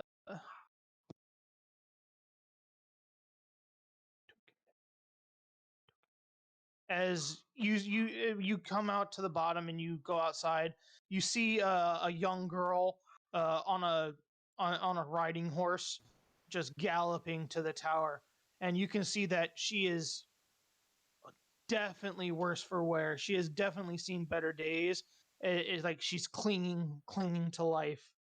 She get the her and the horse get up. Ooh, why can't I? There we go. Get up to you, and she just sees Rudolph and Richthofen, and then she just falls off the horse. And he screams out, "Esmeralda!" And he goes, catches her, and starts comforting her and trying to do whatever first aid he can to her. How bad does she look? Barely alive. I will kind of rush up behind him, and as he's like kind of checking on her, trying to administer first aid, I'll ask who she is, but I'll say some words in Dwarvish and like shake my head as if I was realizing that, like almost as if I said something in my native tongue and then needed to translate it, but really I'm casting a spell with the Dwarven words, and I'll ask who she is, and I'm gonna cast Healing Word on her. He says, "This is my protege, Esmeralda. Esmeralda, what happened?" She kind of gets your healing a little bit, and she's feeling a little better. I followed you, sir. You never came back. You've been gone for so long. I had to come see if I could help in your goal of defeating the one vampire that has always bested you. But I followed what I thought were your tracks to Castle Ravenloft and confronted him myself. But I wasn't strong enough. I barely escaped with my life. It was awful. And she kind of looks looks over at the wagon that Lauren Thar blew up. I was hoping I could get back to the tower and use the weapons that I had brought here to help me defeat him the next time. And she just has a irritated look on her face now. But it seems somebody and has kind of has tampered with my wagon, and she just angrily stomps off and back off into the tower. Well, if you wanted the stuff in there, you shouldn't have blown it. You shouldn't have put it next to the high explosives. I'll follow after her. And did you actually go into Castle Ravenloft? As I did, I may be small and young, but I do know how to take care of myself. A few small guards and vampires, that's nothing I can't handle. But him, he's a whole nother story. I had no idea. And Octavio starts walking in as well. I've got no question about whether you can handle yourself, dearie. If you've been against Strahd and you're still alive, either he's toying with you or you can handle yourself. But it's likely both. I've got reason to go there. I've got reason for Strahd to be dead as well. I was just wondering if there was anything you could tell us that might help us when we go. Mm-hmm. What was that again? I was reading. I just Give asked you any her pointers? if there was anything that she could tell us about Castle Ravenloft or him himself, for when we go face him at some point later. I don't. The only pointer I can give, because I didn't. I went head on into the castle. I didn't search for any secret ways in. The only pointer I can give is, who the hell's typing? Oh, nothing. Nobody. Different channel. The only pointer, only help I can be is, it seems like everything I threw at him didn't even touch him. It's like there he has some way of negating all attacks. The only time I ever heard him was at the end, right before I fled for my life. That's the only time I ever got a scratch on him. Before you face him yourselves, for if you do face him yourselves, you have to find out what and how he's so protected.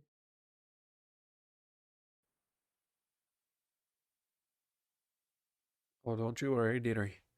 We will face him. And we will take him down. That's why I'm trying to get trying to get anything that you can tell me. It sounds like it's a bit more than we knew already. We knew we weren't hurting him, but we didn't know that something else was protecting him. But that's what it sounds like to me.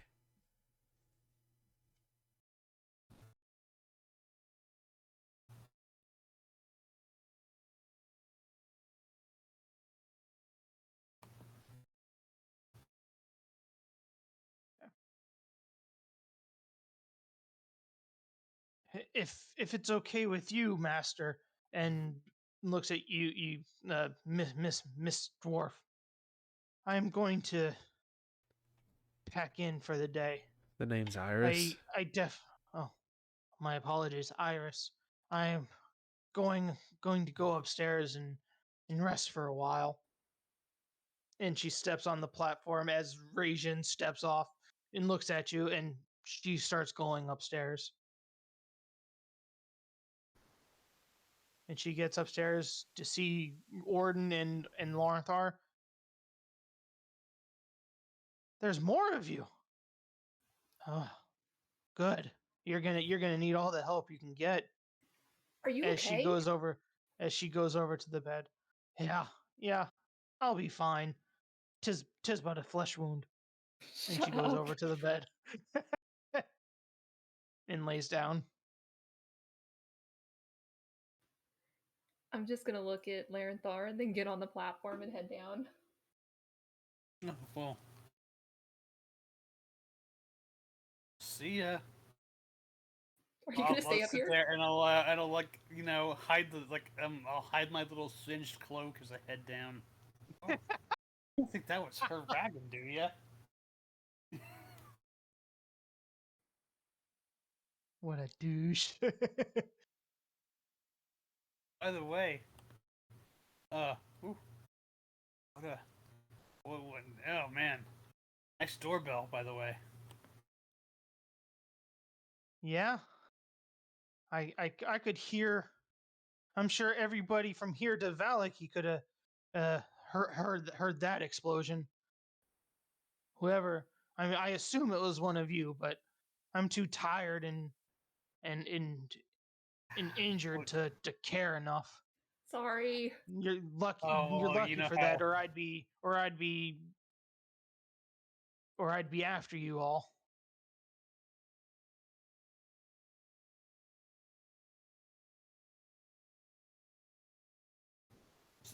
Now you know why you don't poke into wagons, Ordenthek. I just punch you in the shoulder. I sit there and I pitiful, and I act like she poked me right in like the little bird spot, and I go like, ah, ah.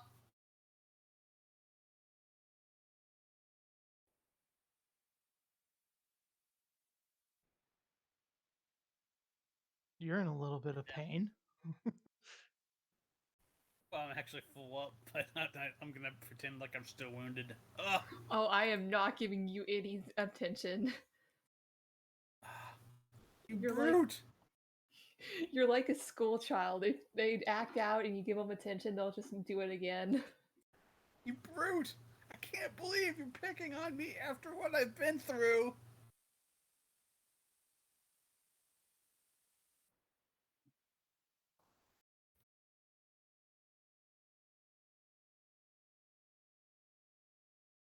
And I think this is a good time for a potty break. All right, we're gonna take probably about a 10-minute break, and we'll be back for more D&D madness in about 10 minutes. See you all in a few minutes.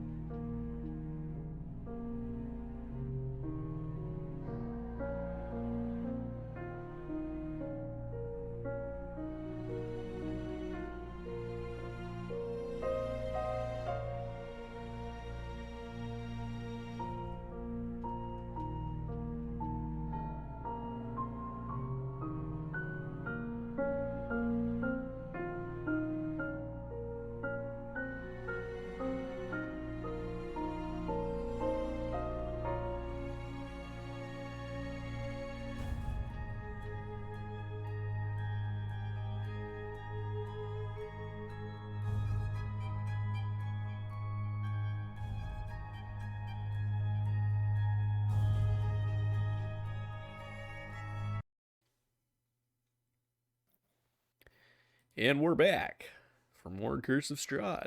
It's all yours, Derek. Okay. What are y'all doing now? The girl has gone to bed. I guess we head back to the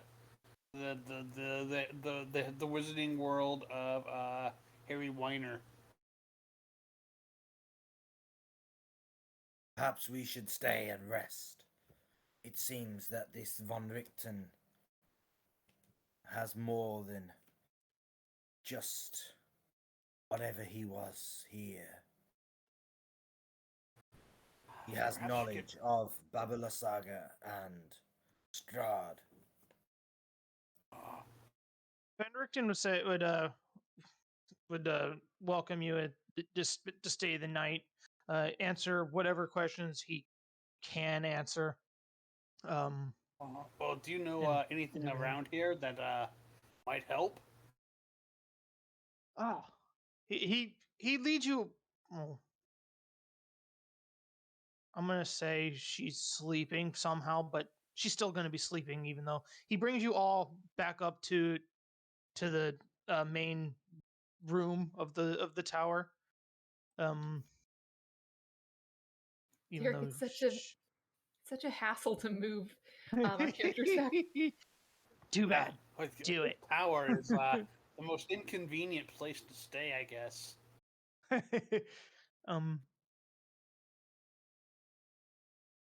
You have to zoom all the way out, grab your token, and drag it all the way up, and then zoom all the way back in.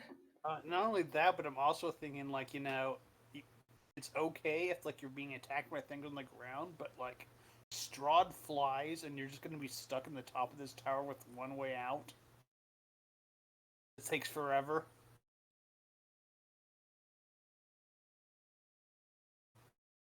Well, that's what you jump out of the windows for.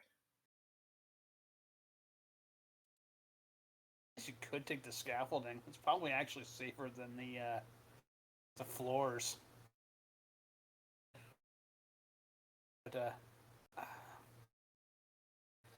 you you all get back up to the top, and you start talking. You notice that there's a strong lavender scent filling the room. It's very calm and soothing, and it's coming from the chest near Rictavio's desk. Other than that, you free to talk. Oh, well. What's that smell, Octavio?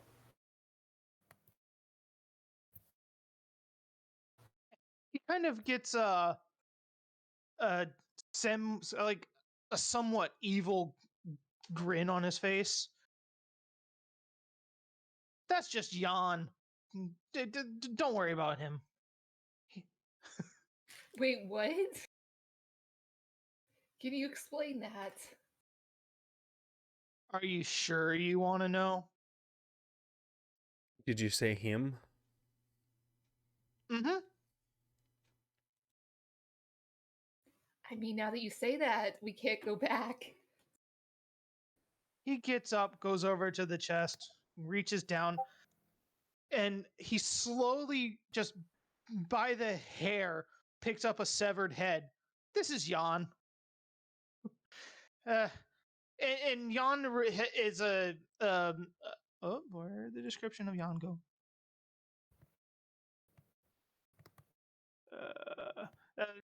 This is a severed head of a Vistani man.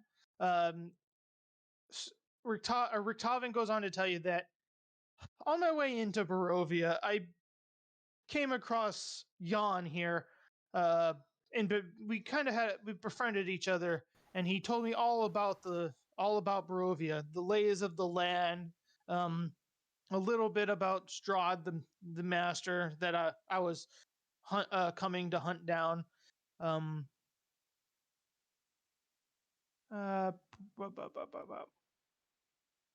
Jan here one night while traveling to Valaki, Jan tried to steal my wagon and my pet monkey.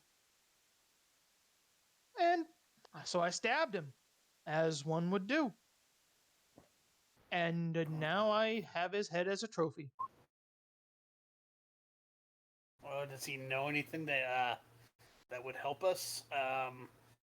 What is just so we know what we're walking into? What is there to find? I'm gonna kind of ask them both. What is there to find in this area around here? I mean, where does this road go? Where that we traveled, that we passed on our way here? It goes to the south. Not the one that goes to Perez, but the other one. Okay. I'll pull everybody up to the map just so we know where you're wanting to know. Ask about. Just the crossroads that we passed the crossroads that Mhm. obviously there's Rictavio would pull a map out of his pockets, unravel it, and roll it on the desk. Where exactly are you you asking about, sir? Well, first of all, I point. I gotta zoom out. I'm too zoomed in. That's too far out. Okay, yeah. That path there, that leads to Argan, and I don't know ever how to pronounce Argenvolt. Argenvostolt? Argenvostolt. Argenvostolt. That leads to Argenvostolt, a long forgotten keep of Barovia. Legend has it that a dragon resides over the keep there and protects it from outsiders. When you say that, I grab Larenthar and I'm like, and I do the thing where I stick him again. I wince a little bit where she grabs act like I'm still burned. Ah! Meanwhile, Esmeralda's like, can you guys keep it down? I'm trying to sleep. She's somehow fast asleep. She's doesn't even notice you. What about what is here? Okay, I'm looking back at the book. Where'd you ping this time?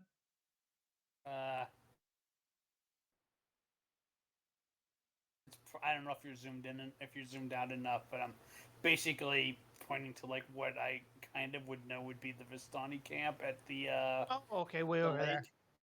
Oh, that path that leads to another Vistani camp.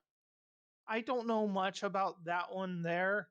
I've never ventured down the valley there to the river, so I don't know much to tell you about them other than it's just another Vistani camp. Oh, do they work for Strahd too? I can't confirm or deny it. Not all. I know from my experience, not all Vistani are followers of Strahd. Some are just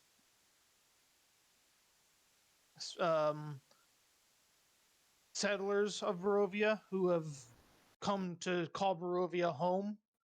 But not all of them are evil. So take that as you wish. Do you know the ones outside of Valiky are followers of Strahd?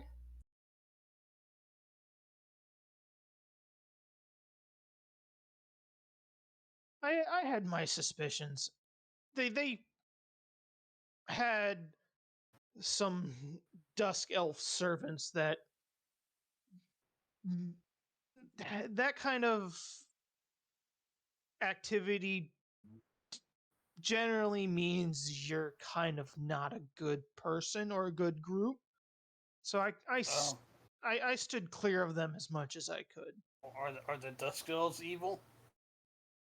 Oh no. They've been enslaved by Strahd for hundreds and hundreds of years. They're how terrible.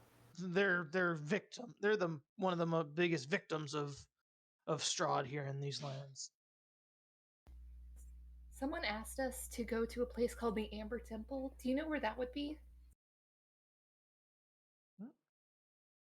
He would point to the map way down yonder Oh, that's a at the long very ways south. away. That's a long. He just says, "Don't go there." Got it.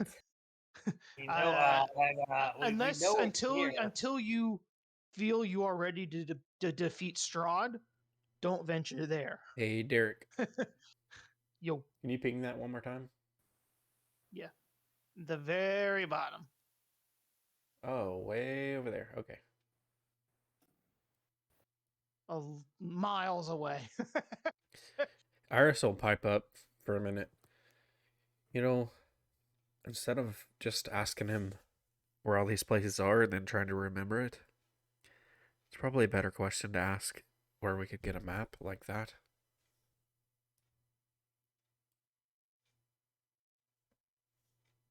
I've got a couple maps that I've drawn around here somewhere. Let's see what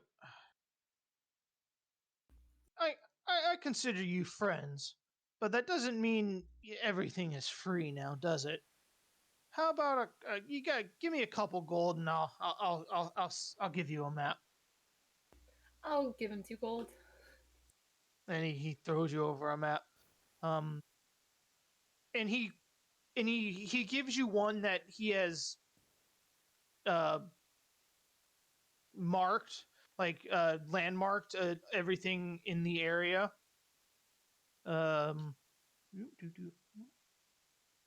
Like he says the closest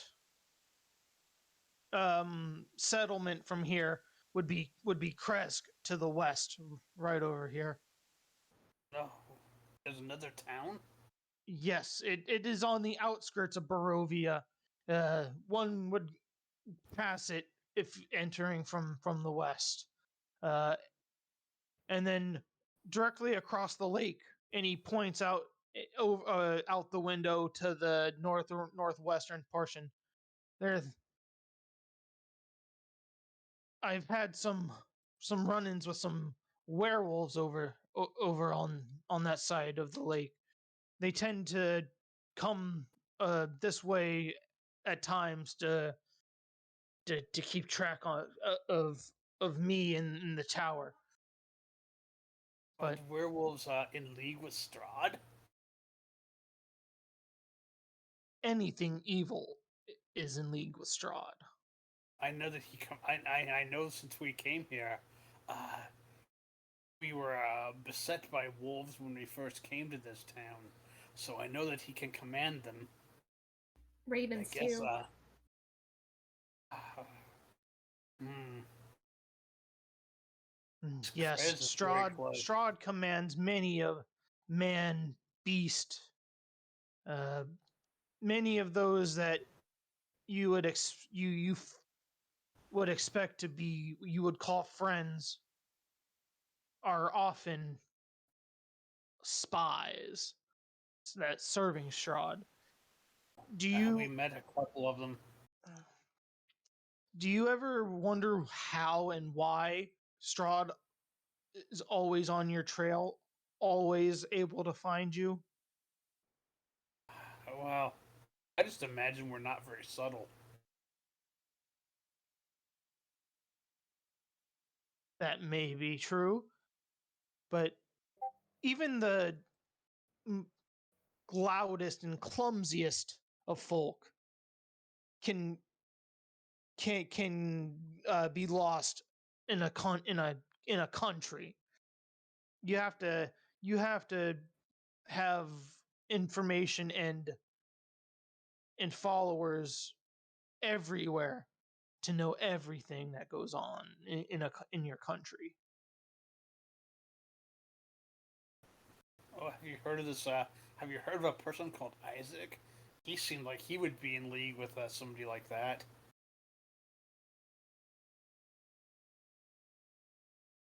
He kind of looks at you, Laurenthar. We met in Valicky. Of course, I know of Isaac. Yes, Isaac is inherently evil, but he's not he's not he doesn't seek monster. to do evil. He is just misunderstood, I guess, is a better way to describe him. He's very loyal to whoever shows him gratitude and whatnot. Speaking of Valaki, how have things been since Father Lucian took over? Is Isaac the one that you said kidnaps girls? Yeah, that's him. All right, that's enough for me.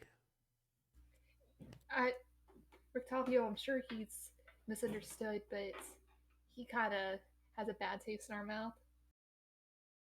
Oh, he's no friend of ours now, that's for sure. Oh yeah. And I'm not saying he should be, but he's very loyal to the Burgomaster in Valaki, which is now Whoever that might be. Father Lucian. Father Lucian spared his life, and so doing so has gained the loyalty of Isaac. Just like before, Isaac has vowed to protect Father Lucian and do whatever Father Lucian commands of him. Well, I guess that means he's not going to be coming after you know who. I'm going to turn to Larenthar and say that. Well, he doesn't seem like he gets out that much. And that's good, as long as we avoid Valaki, which seems to be easy to do, actually. Rictavio, have you ever heard of a special kind of gem that you can put in the ground and it makes things grow better?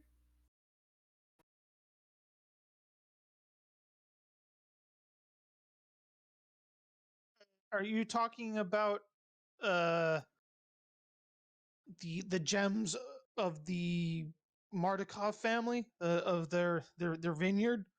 Yes, I know of them. Why do you ask?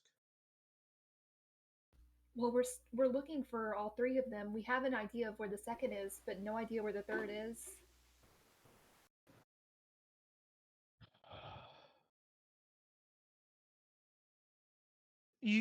I know you've traveled from east to west, so I know there's only a few places left that you haven't discovered and haven't searched.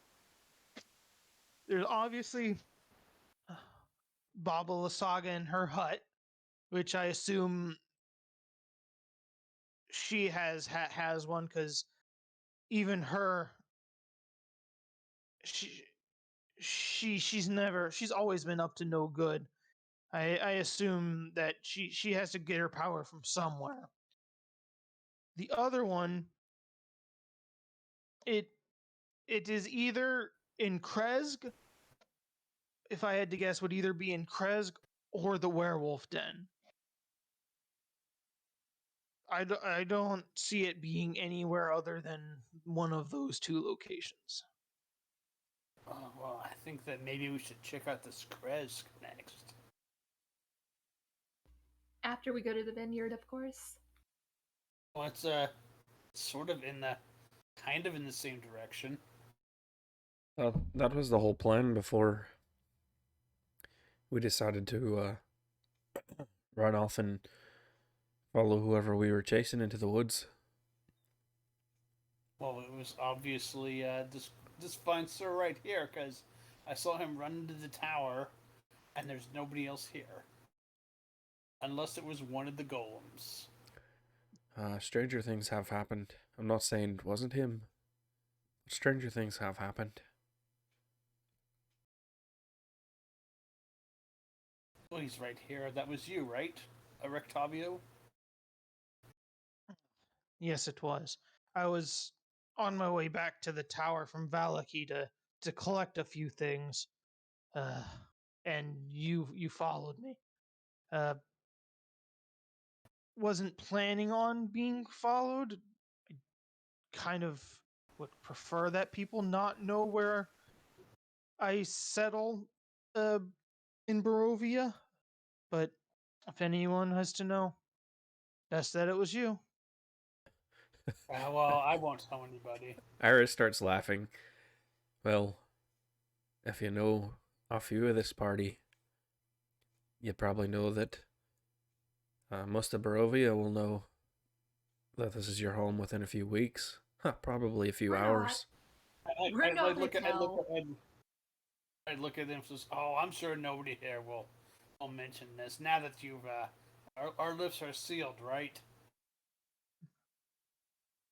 And please, please keep them sealed. I fear that uh, Strahd's interaction here with Esmeralda has put his sights on her. One does not so lightly escape from Strahd. Let go, yes, he does do that.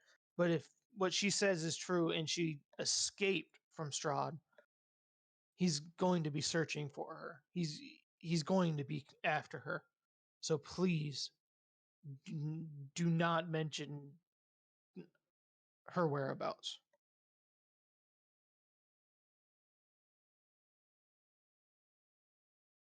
I nod. I will not say a thing. But if we need to find you, can we come back here? Of course you can come back. My original goal was to hunt down Strahd myself, but now that Esmeralda has ventured into Barovia, I feel like I must stay and protect her. I do not want to have her endangered in any anymore. She's already been through enough. She's not ready for what Barovia has to offer. But were we to go? But were we to feel that we were ready to go against Strahd after we have found out whatever is warding him and have broken it? Can we count on you to join us? We have a few allies here. I I would love to take up that offer, but I tend to prefer to work alone if that makes sense to you. Uh, you don't get the what word am I looking for? You don't get the reputation like I have by getting help from outside.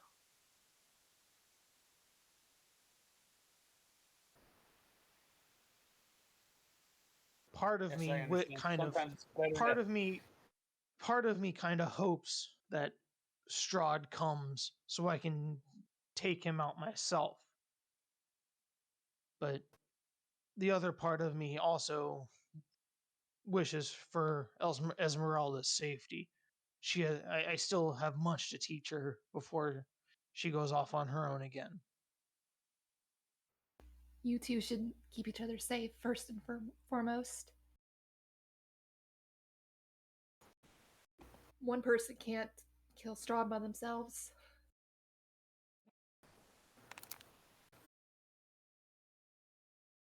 That that's what they have said about many other vampires, but I've taken them all on my own.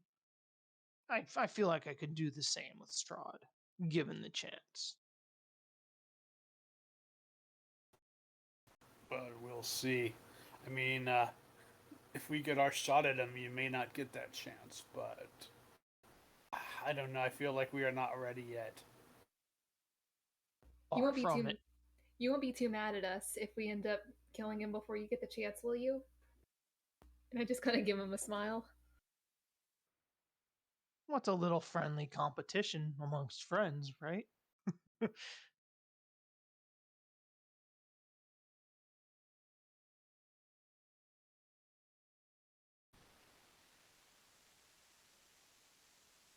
We're definitely And not. are you? We're definitely Okay. not ready to face him now. But as I told your friend here, we'll definitely be ready at some point. And when we are ready, it will be taken down. That's all there is to it.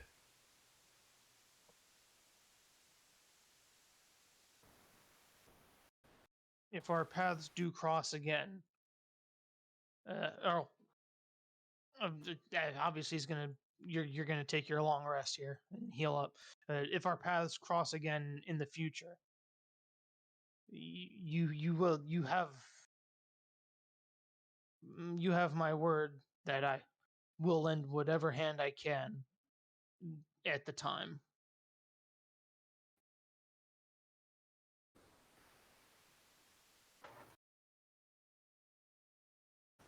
All right, so I'll just meditate at the bottom of the tower while these guys sleep. Let me. Okay. And be like, oh boy, I sure should have found some silver.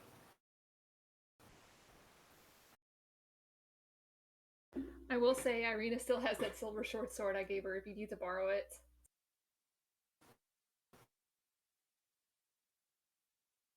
Well, I'm just wondering if we're gonna go against the werewolves or not. I guess we eventually should check it out, but If we don't find the thing in Kresk, then we can go over and look. werewolves are no joke. Yeah, quite deadly. Especially if there's a whole pack of them.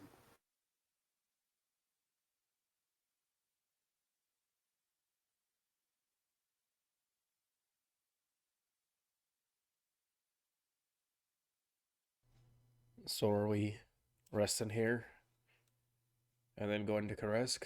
Or are we gonna rest we here gotta and go then to go back to the Wizarding World of Wines? I think we should go back to the Wizard of Wines. I don't understand why you keep getting that name wrong. Yes, the world of Harry Potter. Yes. What level are you guys? You're 6th, right? Yeah. Okay. We're nowhere near. I think we're 7th Why are we not? or 8th Are we now. not? Are we not Yeah. 6 anymore? If you want to keep playing, you will want to be 6. But if we want to end the stream now, you can be 7. Let's keep playing. I At feel like least I for could go for a another, little bit longer. At least for another, 20 minutes or so. We're only at 2 hours and 41 right now, which is That's all. short for us a little bit. So Let's keep on we going. can keep going. At least we could make an initial foray into Crest, or we could just role play it. Well, did you want to? Yeah, let's just role play a little bit at the vineyard again, and then we'll call it. Just so you can be at level 7 when you enter or when you head to Kresk. I have no idea what we have to talk about at the vineyard, but me either. Well, you need to explain to. Well, I guess it's up to you if you want to, but one of the ideas that Iris had was for you to explain to Davian, is that his name? Damien. Damien was to tell him kind of what you found out from the sun because you're the one that spoke to the sun. Oh yeah, well he doesn't know nothing. That's what he said. But we'll go back there and role play for a little bit, sure. Okay, let's see. Let me roll to see if there's anything good that happens. Get attacked by werewolves. I will say I have magic weapon. Oh yeah. Oh no. No. Oh yeah. What I would have loved is that if you guys somehow did get into combat here, which there really isn't combat for the party at Van Richten's tower, unless you for some reason attack the golems and the armor. But if you would have gotten to combat, nothing magical works inside the tower. That is such a cool aspect of it. all of your magical weapons are just normal weapons in the tower. You don't get your +1s or anything. Wow, Oh. that'd be cool if you had a magic weapon. That would be really hard to fight. Like, golems are no joke, so that would be hard. Okay. Why would we attack the golems? They weren't doing anything. There was no reason to, but I've met people who are just like, oh my god, a monster! It's extra XP for me, right? I played sure. with You people like if you destroy one, there's no way of getting to the top, and you would have trapped Octavio up there, or Van Richten up there. Did he Well, ever say that his name is Van? I'm sure he could climb down. Oh yeah, he told Rajin his real name. I know, but did he tell the rest of us just to stop us from No. like calling him the wrong name? You never acknowledged him as Octavio, so Yeah, you I never. did. It's one of those. It's one of those things. It's one of those things where, like, if somebody introduces you as their name the first time, they're just that forever. So even if I learned his real name, he would still be Octavio to me. Take this pie, I reckon.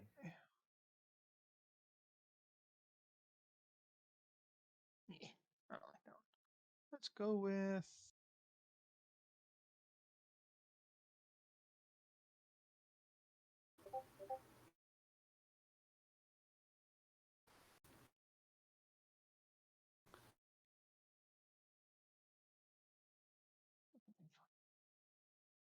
But I'll point out to Orden, like I said, like, see, there's not everything bad in here. Not everything is bad in Barovia. Well, of course not. I met you guys.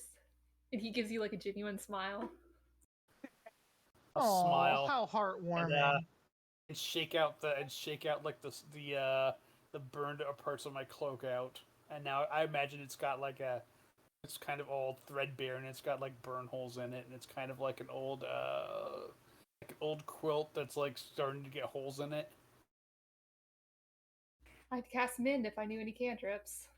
You get to this intersection down here after leaving the next morning, and you see a little signpost that you didn't see before. It reads the Raven River Crossroads. You see a weather-worn signpost next to the road. The three arms of the sign point along the three branches of the road. The arm pointing to the northwest reads Kresk, and through the woods you can see an arching stone bridge spanning a river. The arm pointing east reads Valaki, and the road slopes upward gradually in that direction. And the arm pointing southwest towards the Wizard of Wines. The road slopes gently downward that direction. Down towards the Wizard of Wines, where would it go? Where'd it go?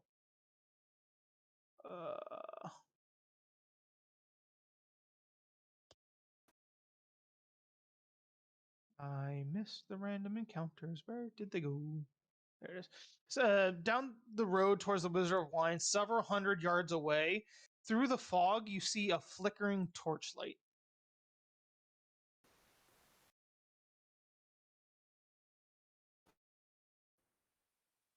All right, I will.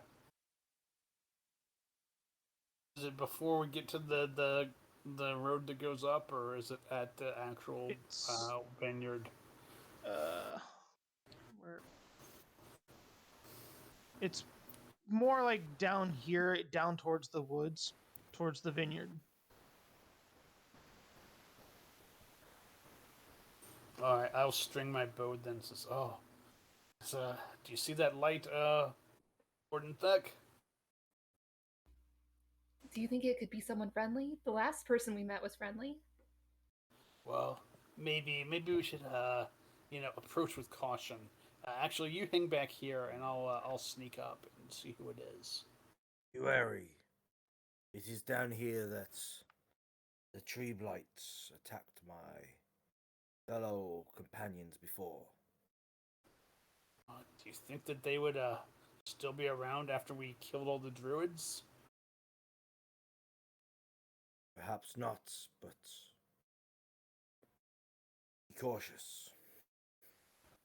I will try to sneak my way up to the light. Okay. The torchlight flutters as you move towards it, and it slowly moves away from you. But you never lose sight of it. You make your way quickly yet cautiously through the fog, until you come upon the shell of a ruined tower. The upper floors of the structure have collapsed, leaving heaps of rubble and shattered timber around the tower's base. The feeble light moves through an open doorway on the ground floor, and then flickers and goes out. No, I will peek in. See, is the light coming from inside the tower? It did, and then it flickered out. Okay, I'll peek around the doorway with my dark vision.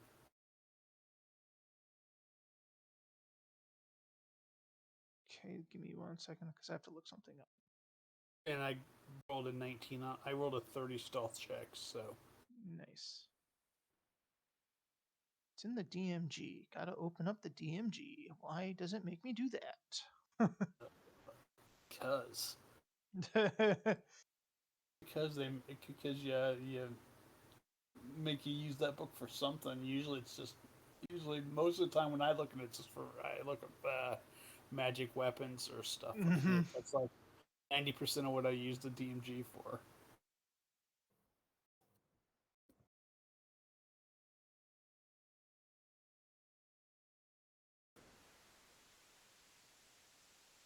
Okay.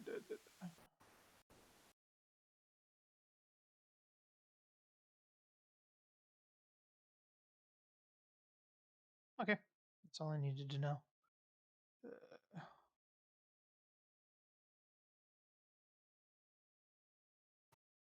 You peek inside the doorway of this tomb, and against the inside wall of the tower, directly across from the open doorway, is a closed, empty wooden chest.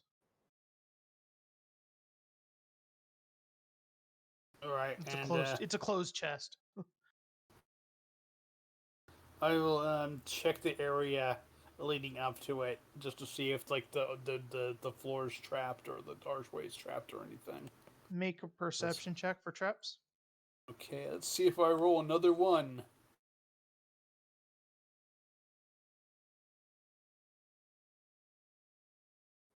Larthar always sticks his dick into places where it shouldn't be. Like a Florida man. It's almost a one. That's better than a 1. Yeah, it's you don't twice see as any good. you don't see any traps. All right. And I will You go to the random battle map. be like, oh look, there's a chest in here. Since I don't see anybody in there, I will wait for the other people to catch up. Now. What's the likelihood that we advance forward and don't wait on him to come back?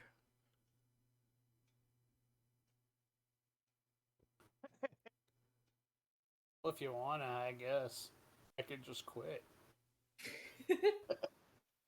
Anybody? Anybody else have an input? Anybody else moving forward? No, we should help him. I'm not saying not help him. I'm just didn't know what everybody else was doing. I'm gonna follow behind him and make sure he doesn't get into too much trouble. Because he did say he was sneaking forward. I won't let Orden go by himself.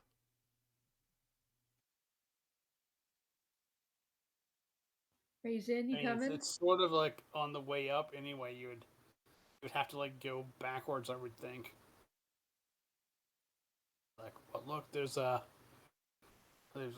old abandoned tower here.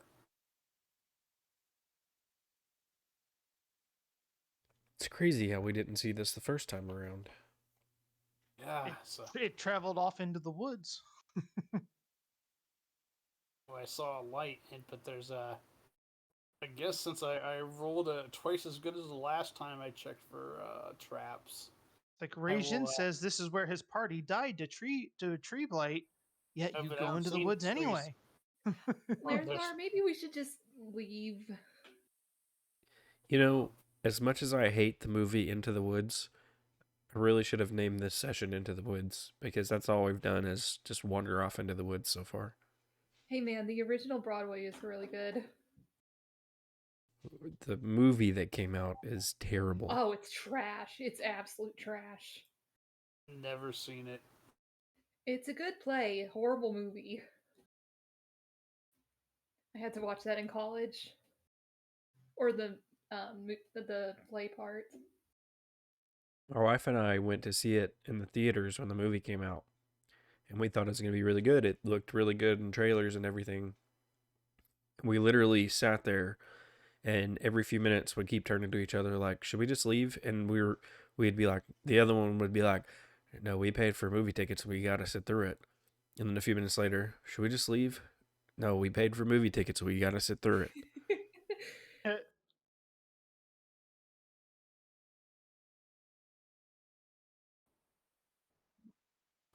So what do you want to do? Do you want to check in the tower or not? I don't think it's a good idea. I think it's too late. Look at that chest. It could be empty. Rajin said his party died here before. Oh, I thought that was down near. I thought that was down closer to the Yester Hill. No, he said he didn't make it to the winery, I believe. What does Rajin say? Yeah, no, he didn't make it down to the winery. He didn't make it down to the winery. It was on this path that we're on. Rajin, do you want to check out this chest or not?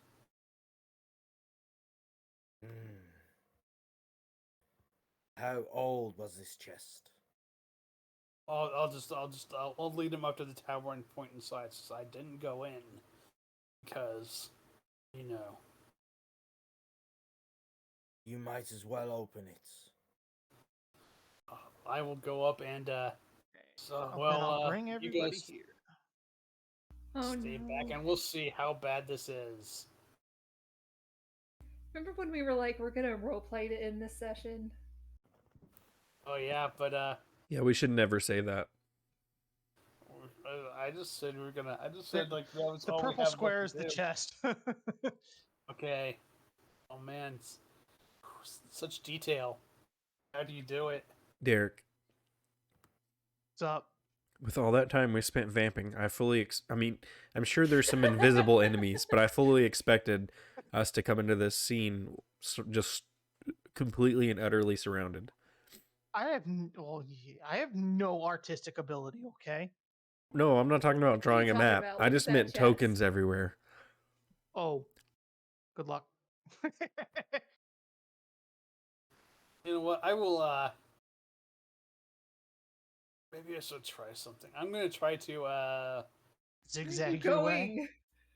I'm moving till he gets mad and moves me back, so I know where they're at. Oh man. What I'm gonna do is I'm gonna take an arrow, and I'm going to hey, can I borrow your harpoon? Can I borrow one of your javelins for a second? Yeah, go for it. I'm gonna tie a rope around the javelin, and I'm gonna toss it in the tower and try to spear the chest and pull it out with the rope. Like that movie you told me about? Yeah, make that an was attack roll. Team Carpenter's. Okay, Dex. Yes. Okay, I don't have javelin, but I think his name's Derek. Yeah, it's Dex. Yes. So 13, that'd be 18, 21 altogether. You hit a chest. You hit the chest. With javelin. Okay, and then I'm going to I'm gonna pull on it to try to like sink it in there like it's a grappling hook. As soon as the chest is disturbed, a bunch of shit shows up. A bunch of zombies and the will-o-wisp you chased in all show up. The zombies all jump or start climbing out of the ground, clawing out of the ground, and the will-o-wisp pitters back into light, the flickering light that you saw before. And everybody roll initiative. We could all just run. I know y'all can't hear it, but I'm using my horn every time something bad happens. You'll have to go Oh, back are and watch you? the stream and hear it. I rolled 2 20s this session and a 9 on initiative. That's a 12 with my minus Nice. 1. I mean, that's okay because hopefully it just means they all come closer to us before we have to run after them. The zombies Otherwise, have a 0. They literally have a 0 initiative right now. Kevin, you get to watch me butcher these spells you helped me pick. Exactly. This is your shot. This is your time to shine. Yeah, turn them all. I wouldn't even say that. I would just say march forward and cast your spirit guardians and watch them all just come in and just get ripped to shreds. What was your initiative, Ray? 9. 9. And Nathan? 12. Descending. First up to go is the Will-O-Wisp. It can move. Oh, it flies 50 feet. Holy shit.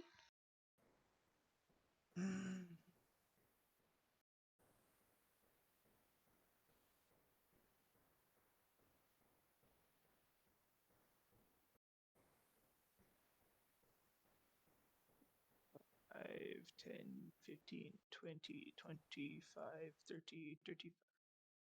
And it's gonna walk up to you or fly over to you, Laurenthar, and it's gonna make a shock attack on you. Oh, it's lightning, your favorite. Yeah. And that's a 22 to hit. Does he get It's not. disadvantage because of my protection?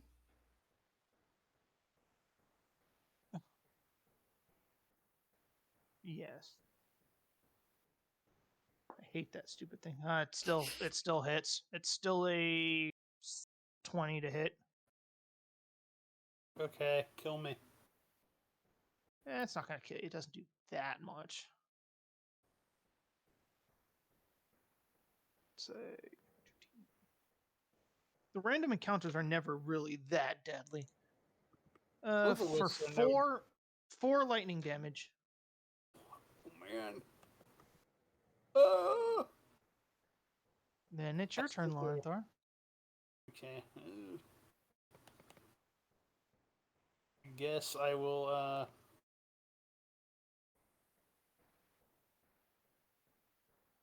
use my cunning action. You know what? I don't know if I should do this. I guess I'll just attack it with regular attack because I don't have anything really else to do. So I'll just pull out my my sword and try to stab it. Okay. 27 hits. So I don't get any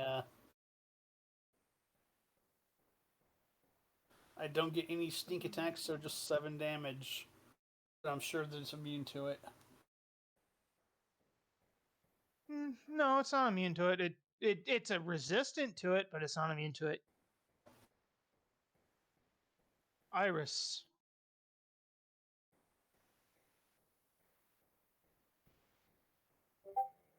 That would be me. Yes, it would. Doodaloo. I have 30 feet of movement. 10, 15, 20, 25. I am going to 5, 10, 15, whoops, 20, 25. I'm going to move right here. And then I am going to cast Spirit Guardians. Okay, So what's that do? I'm going to grab my holy symbol and start chanting in Dwarvish, and these spirits are going to start rising up from the ground and flitting around me for a 15-foot distance of 15 foot around me. They appear angelic. When you cast a spell, it designates a number of creatures you can see unaffected by blah blah blah. All of my party is going to be free of effect from this because I can pick not to harm them if they get in the middle of it. When a creature enters the area for the first time on a turn or starts their turn there, it must make a wisdom saving throw. On a failed save, the creature takes 3d8 radiant damage. On a successful save, the creature takes half as much damage. Okay. And then I will raise my shield and stand my ground. Alrighty. Orden that.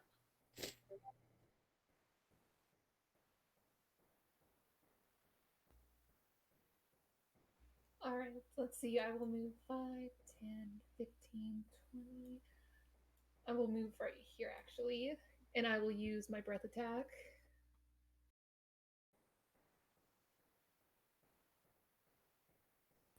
It's a 15-foot cone. So can I reach this one over here? You can, but no matter which one you choose, it would be the only one hit by the breath attack. Well, it's a 15-foot cone. I think Yeah, the but most it starts at you. Like, Okay, if you gotcha. start there, you might be able to get both of these. Yeah, okay. I was asking if there was any way I could get this third one in there.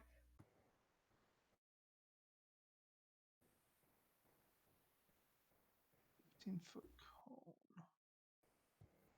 It's like it goes like this one, and then this one, this one, this one, and then like this one, this one, this one, this one, this one. Yeah, that's what I was looking So at. it's like so it goes like 1, 3, 6, 5. I always have 1, such 3, a hard time 5. visualizing this. Yeah, the cone is a hard thing to visualize. So would it get those two, Kevin? Both of these two? It could get this one and this one.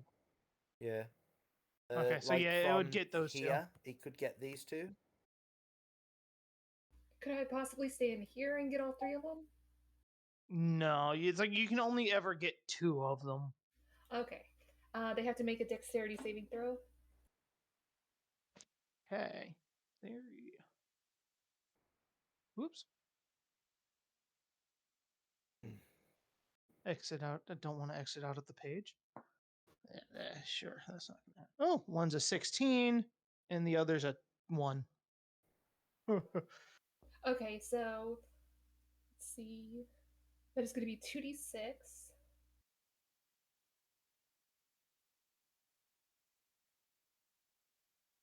Okay, so the one that got the 1, it takes 11 fire damage, and the other one takes half of that, so 5.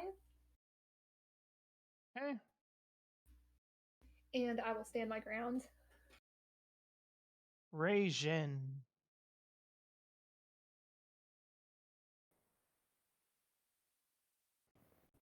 Okay.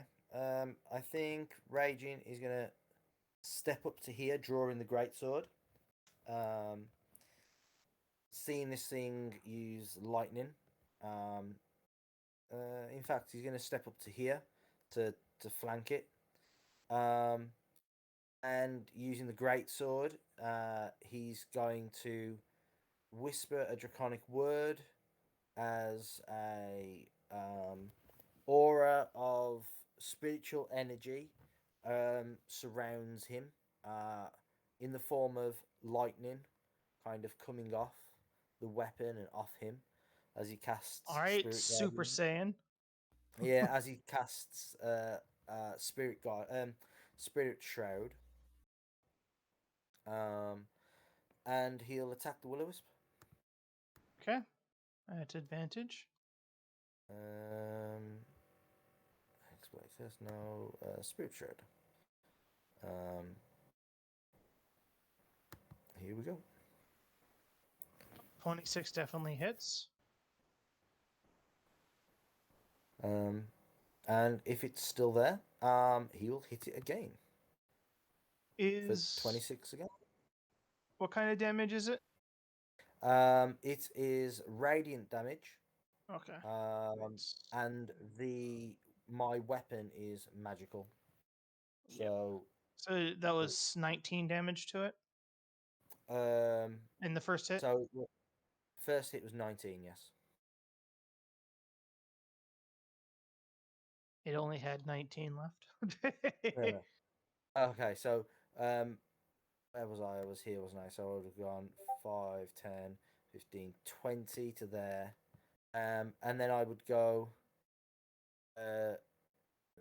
25, 25, 30 to here. And I will attack this zombie with that other one. So doing 15 damage to this one. Okay. Next up are the million zombies. Also, Derek, anyone that is in the square or that Yeah, they enters have the to square, make the save. their speed is halved as well. Gotcha.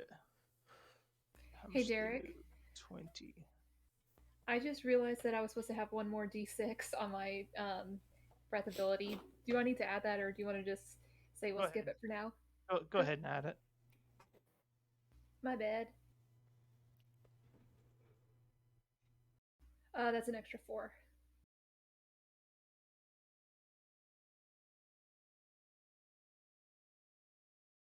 Okay, this zombie here is gonna make a slam attack on you. He's going to try to hit you for a 19 to hit. Yeah, that hits. Ooh, for a d6 plus 1 for 4 bludgeoning damage. All right. Next up is this zombie. He's also going to step up and making a swing at you for a crit. Yeah. So that's 7. That is 8 bludgeoning damage on a crit. Yeah,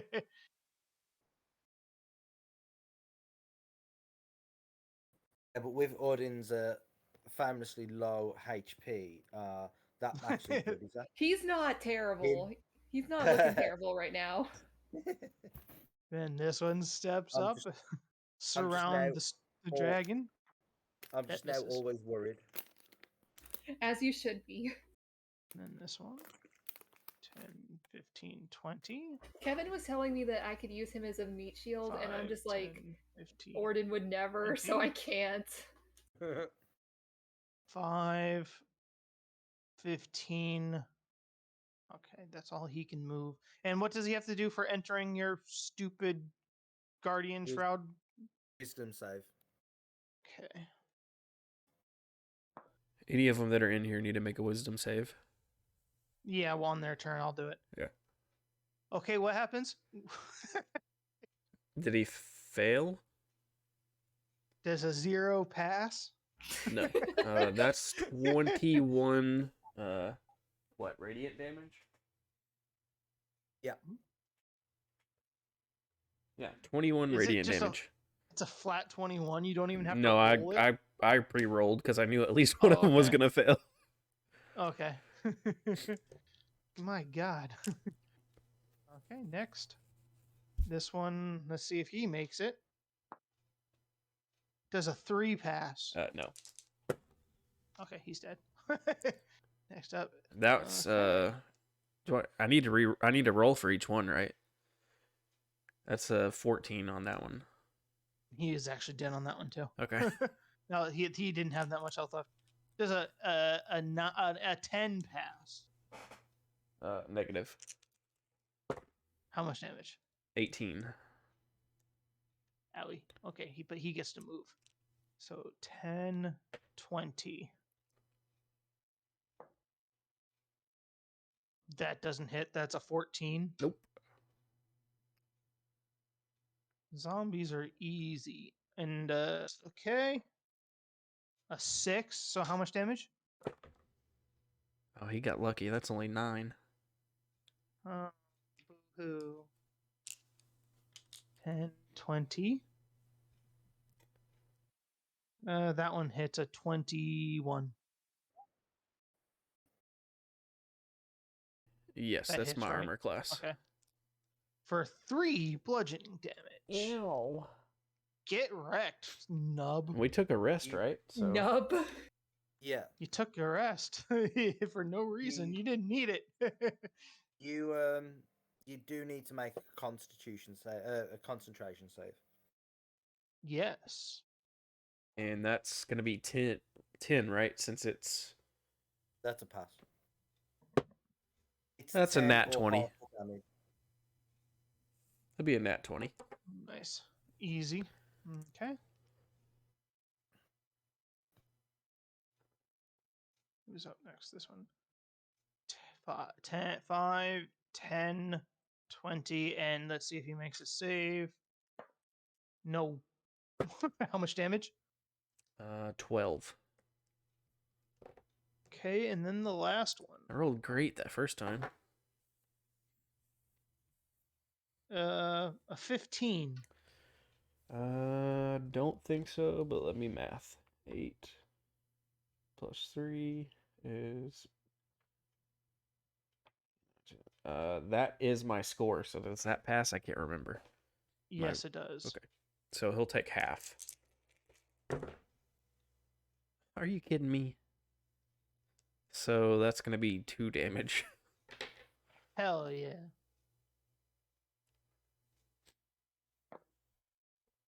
Two damage on what? On the 3d8. How do you do 2 on 3 dice? It's What's halved, half? and I only rolled Oh, okay. 5. I rolled a 1 and 2 Ah. 2s. Gotcha. Nice. A 19 to hit. It does not hit. Tanky boy. Back to Laurenthar. Thanks, Kevin. The power of clerics have been shone through. For now. When you're For now. surrounded by a bunch of zombie idiots that can't ever really pass this kind of a check, Hey, one of them passed. you hit. That's 8 Thank God he had piercing advantage. damage.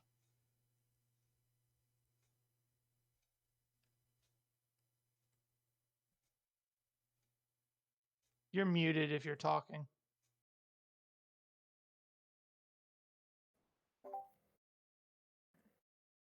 He might just be muted because it's late. I get 8 plus 14 on that 26. So How'd that 18 damage come from? That was the check for the elven accuracy. Oh, okay. So it'd I be got 8 14 plus- damage. That's sneak attack, so it's 8 plus 14, Oh, so that's yeah, 22 he's dead. together. Yeah, he's dead.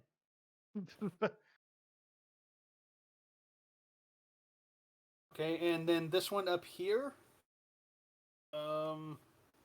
is going to take probably he's resistant to it. But he will take 9 necrotic damage.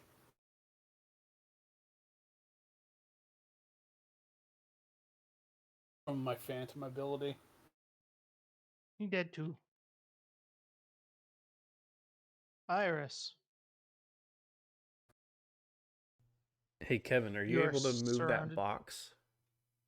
Well, I guess I can't move. Well, I take opportunity attacks if I move.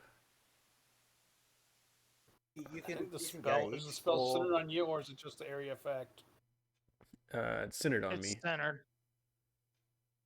Yeah, I can disengage and move here. That would give me 1, 2, 3. Well, let me move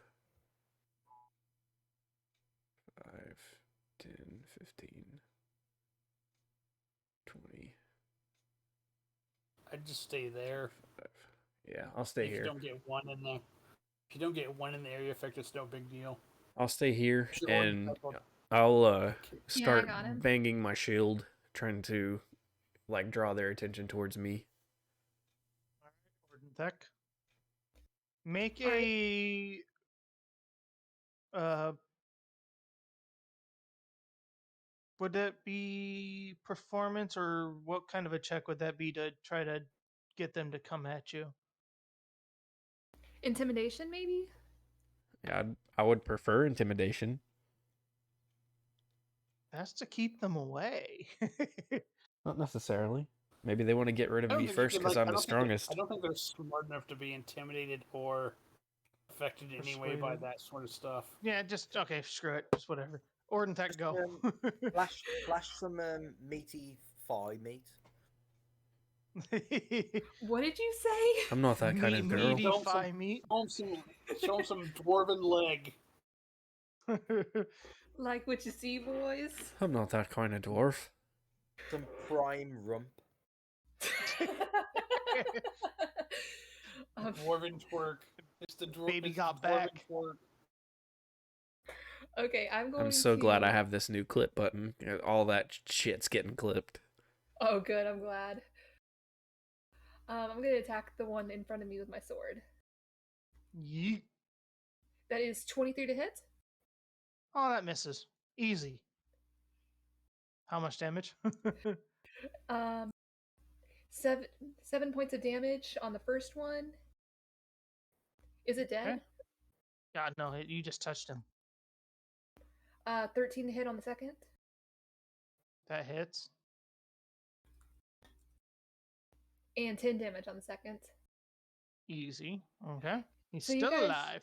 You guys see Orden just swinging his sword, but the way he's swinging it is a lot more precise. And if you guys were looking, you'd be like, oh yeah, he's just copying Rajin. All right, Rajin. I imagine Show him Orden- how it's done. I imagine Orden like looks over towards Rajin for approval, and he does. just sees Rajin and Iris standing next to each other with this swirl of spirits just flitting around all over the place, That's okay. I'll show him next time that I did that. and lightning, coming from Rajin in the middle of all this.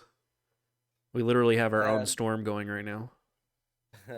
Raging will step here and attack this one. Yep. Wow. Oh, sad damage. 10. Then Yep. he's going to continue to walk to here and attack the next one.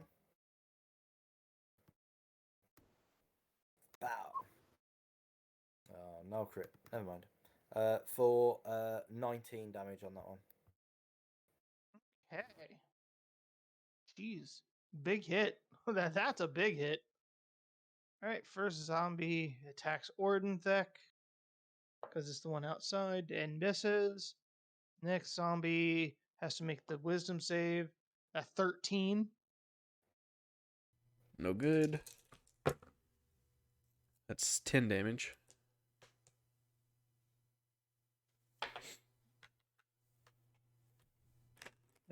Roll it again.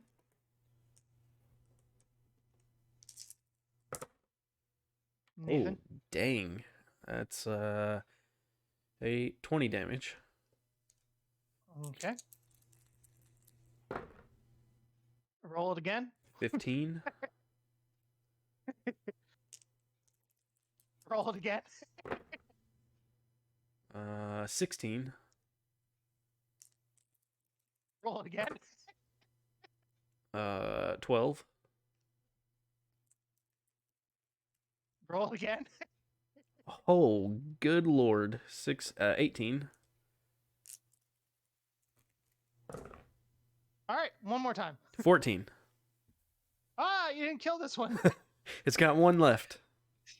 It's got 6. It's going to make an attack. It hits you though for 21 Jeez. for 7 bludgeoning damage. All right. Guys, how You- petty do I That want was to be cock. right now?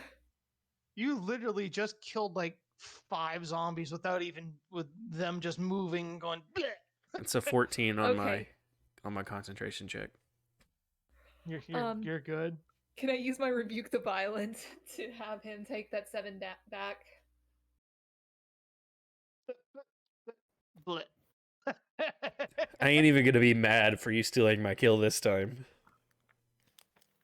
To be fair, you didn't kill any of them. Your spirit guardians got the kills. Hey, those would not exist without me and Morden.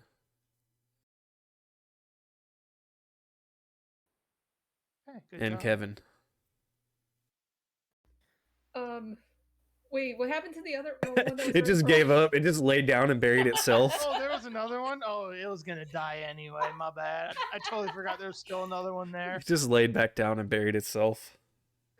It's like, Bye, I'm out. guys. So it saw that all of his friends just fall over from heart attacks, even though they're already dead. I'm gonna run up to Now, Iris.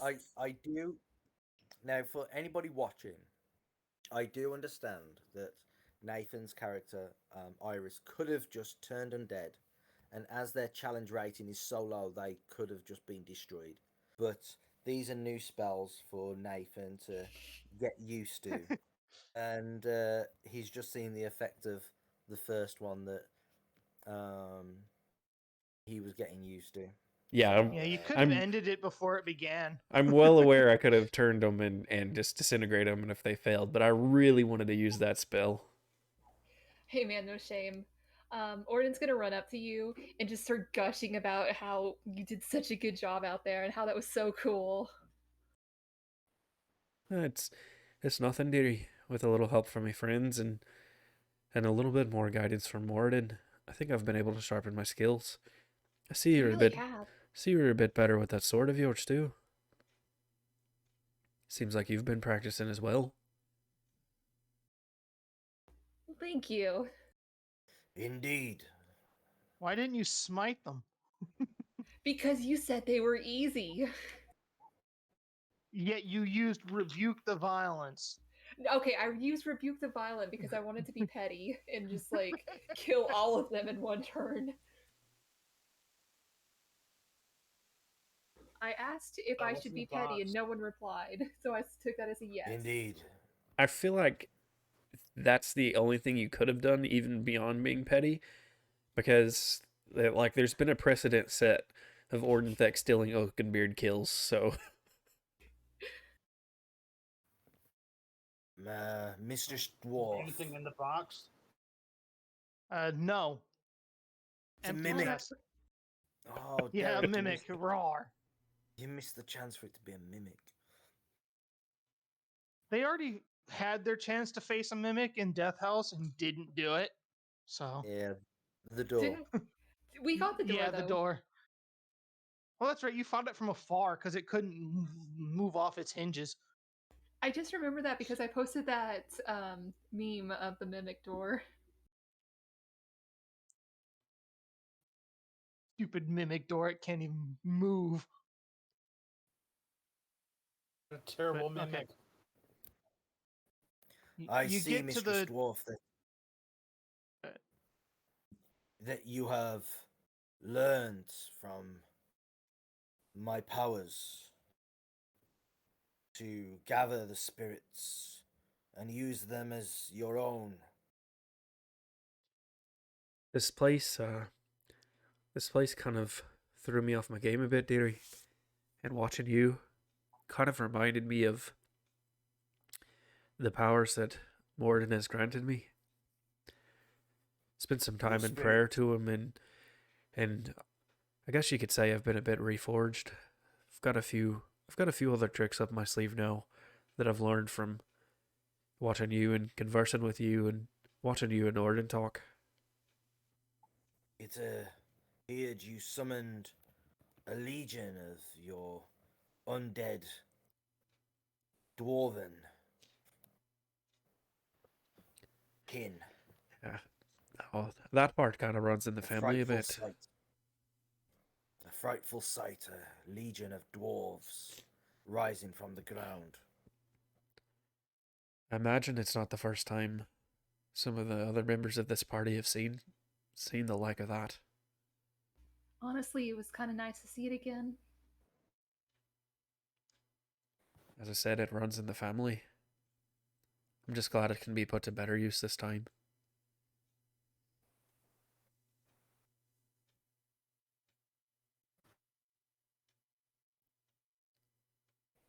I believe I can summon a form of me own Specky too, at some point. Oh, we'll see how that goes. Very well.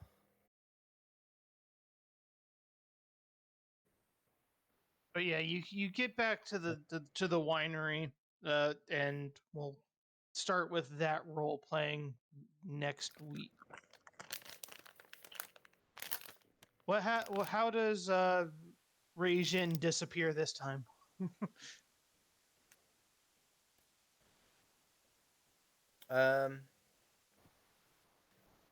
After the battle, he as we continue walking south, when we get to the fork in the road, which leads to the Wizard of Wine, again the dagger will on his belt will start to spark, and he will pull the blade out of his belt, and I don't know if anybody's looking at the time or notices, but he plunges it into his heart, as his body turns into lightning once more, as the dagger kind of just falls to the ground, still kind of sparking as raging turned into this lightning energy and kind of dissipated.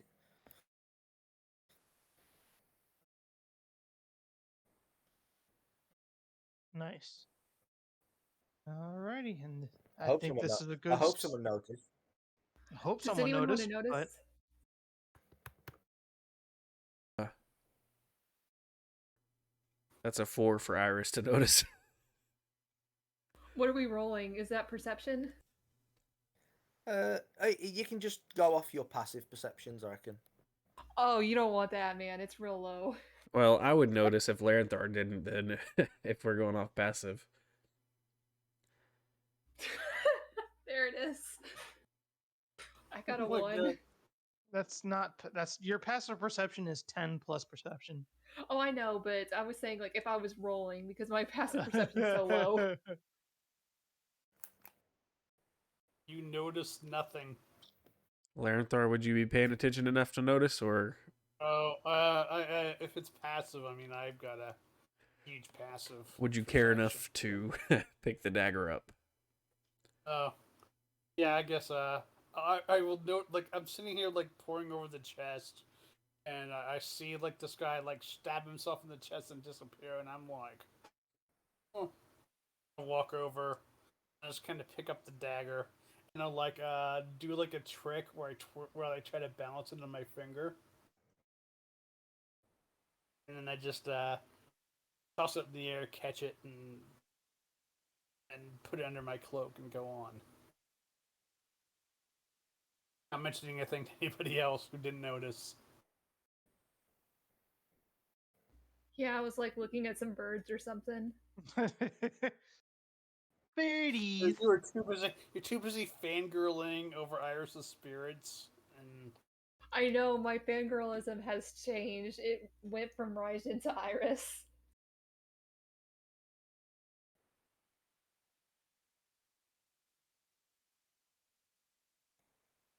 I gotta go, guys. So I'll see you next week. Yep, have a go. Yeah. Anything else Catch you. from anyone else before we wrap up? No, that's it. All right. Well, thanks everybody for watching. Thanks for everyone that I got in the chat. And if you're watching later on YouTube, thanks for checking it out. Jump over to Twitch if you're on YouTube and give us a follow and join us on Wednesday nights. If you're on YouTube, give us a subscribe and a thumbs up and whatever that word I just tried to say is. And we'll see you next week. See you in another dimension.